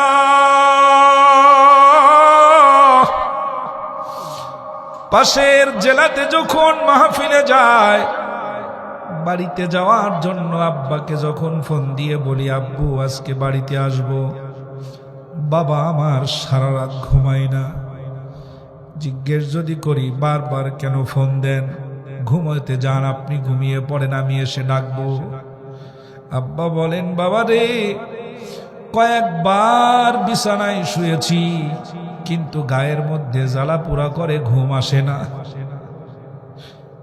আবার ফোন দিয়ে বলে আব্বু এই পথে গাড়ি আসবে না এই পথ দিয়ে ঢুকবা রব্বুল আলামিন আয় আল্লাহ বাবা এমন একজন সৈনিক এমন একজন সুপারম্যান নিজের পায়ের জুতা ছিঁড়ে গেলে বারবার সেলাই করে নেয় সন্তানের খালি পা বাবা সহ্য করতে পারে না দৌড় দিয়ে বাজারে চলে যায় সেলসম্যান যখন জুতা দেয় সন্তানের জুতা কেনার কথা শুনে সেলসম্যান জিজ্ঞেস করে চাচা যেই দাম দিয়ে জুতা কিনলেন দুইটা জুতা হয়ে যেত আপনারটাও তো ছিঁড়া ডাক দিয়ে বলে তুমি বাবা হও নাই বুঝবা না আমার সন্তানকে এই স্যান্ডেল জুতা পরালে পরে বাবা বড় সাহেবের মতো দেখা যাবে রব্বুল আলামিন বাবা চলে গেছে বাবার রুম পরিষ্কার করতে গিয়ে সন্তান বাবার মানিব্যাগ খুঁজে পায় মানিব্যাগের ভিতরে একটা চিরকুট লেখা সেই চিরকুটের ভিতরে দেখে একটা প্রেসক্রিপশনে লেখা আছে হাড়ের সমস্যা অপারেশন করতে টাকা লাগবে বাবাও লিখেছে বাবারে অপারেশন করলাম না যদি মরে যায় আমারে মাফ করে দিও কারণ অপারেশন করতে গেলে বাড়ির জমি বিক্রি করে দিতে হয় তা যদি করি কোথায় থাকবা বাবা কতদিন আর বাঁচবো চলে যাই আমার জন্য দোয়া করো সন্তান প্রেসক্রিপশন পেয়ে হাওমাও করে কান্দে কবরের কাছে গিয়ে বলে, আব্বা তুমি যদি বেঁচে থাকতে আমার বাড়ি ঘর দরকার হতো না। রব্বুল আলামিন, কত মা আমরা যারা হাত তুলেছি, অনেকের মা দুনিয়া থেকে বিদায় হয়ে চলে গেছেন। আমি কিছুদিন আগে এক মাদ্রাসায় গেলাম, গিয়ে দেখি একজন ছাত্র ফুলের উপরে চক দিয়ে মানুষ আঁকিয়েছে, মা লিখেছে। জিজ্ঞেস করলাম, বাবা কেন এমনটা করেছো?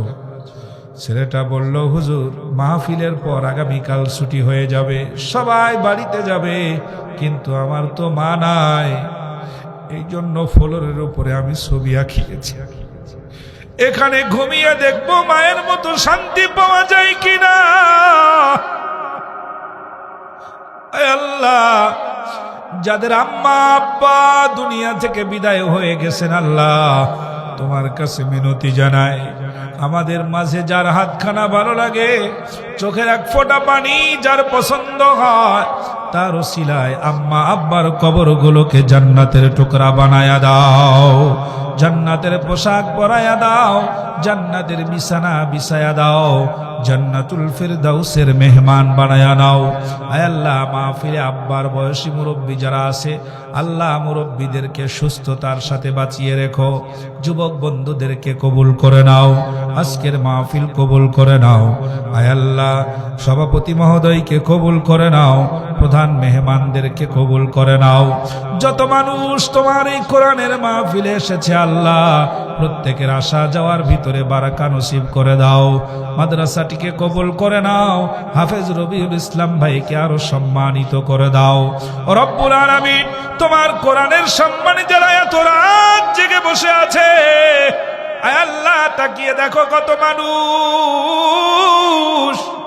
আয় আল্লাহ, তোমার বান্দাদের সম্মান আরো বাড়ায়া দাও।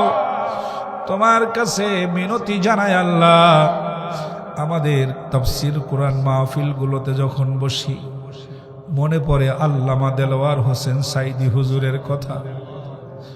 আয় আল্লাহ, রাইসুল মুফাসসিরিন, জীবনের শেষ ইচ্ছা ছিল আর একটা বার তাফসীর পেশ করবে।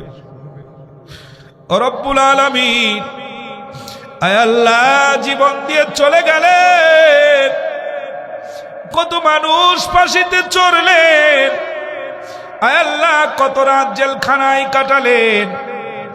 রব্বুল আলামিন, তোমার দিনের কর্মীদের একটাই শুধু চাওয়া, কোরআনের রাজ যেন কায়েম হয়ে যায়। আয় আল্লাহ, কত রক্ত ঝরলো, কত জীবন গেল, তোমার কাছে মিনতি জানায় আল্লাহ, বাংলাদেশে কোরআনের রাজ কায়েম হয়েছে এমন দিন দেখার তৌফিক দিয়া দাও। সমস্ত আলেমদেরকে কোরআনের খাতিরে এক কাতারে শামিল হওয়ার তৌফিক দাও, তৌহিদি জনতাকে এক কাতারে শামিল হওয়ার তৌফিক দাও। রব্বুল আলামিন, কোরআন দিয়ে দেশটা সাজালে কেমন দেখা যায় এইটা আমাদেরকে দেখায়া দিও আল্লাহ। রব্বুল আলামিন, আমাদের তামাম জীবনের গুনাহগুলো মাফ করে দাও। মাইকিং লাইটিং করতে গিয়ে মাহফিলের জন্য যারা কষ্ট করেছেন, শ্রম দিয়েছেন, মাফ করে দাও। আমাদের আপ্যায়ন করাতে গিয়ে মহিলারা রান্না করেছে, আল্লাহ তাদেরকে কবুল করে নাও। মহিলা প্যান্ডেলে যারা আছেন তাদেরকে কবুল করে নাও। রব্বুল আলামিন, এই মুহূর্তে যার অন্তরে যেই দোয়া জাগ্রত, সেই দোয়াগুলিকে কবুল করে নাও। তোমার কাছে মিনতি জানাই আল্লাহ, উভয় জাহানের কল্যাণ আমাদের প্রত্যেকের ঘরে ঘরে নসিব করে দাও। রব্বির হামহুমা কামা রব্বায়ানি সগীরা, রব্বির হামহুমা কামা রব্বায়ানি সগীরা ওয়া কুর রব্বির হামহুমা কামা রব্বায়ানি সগীরা। রব্বুল আলামিন, কর্মব্যস্ত পৃথিবীতে কর্মক্লান্ত সৈনিকের মতো দৌড়াদৌড়ি করি, ছুটাছুটি করি আমরা, কবে কখন যেন কবর নামক গর্তটি পায়ের নিচে পড়ে যায়, কখন যেন আজরাইলের সঙ্গে দেখা হয়ে যায়। তোমার কাছে মিনতি জানাই, আজরাইলের জান কবজের সময় আমাদের জবান দিয়ে জারি করে দিও লা ইলাহা ইল্লাল্লাহু মুহাম্মাদুর রাসূলুল্লাহ সাল্লাল্লাহু আলাইহি ওয়াসাল্লাম। আসসালামু আলাইকুম ওয়া রাহমাতুল্লাহ।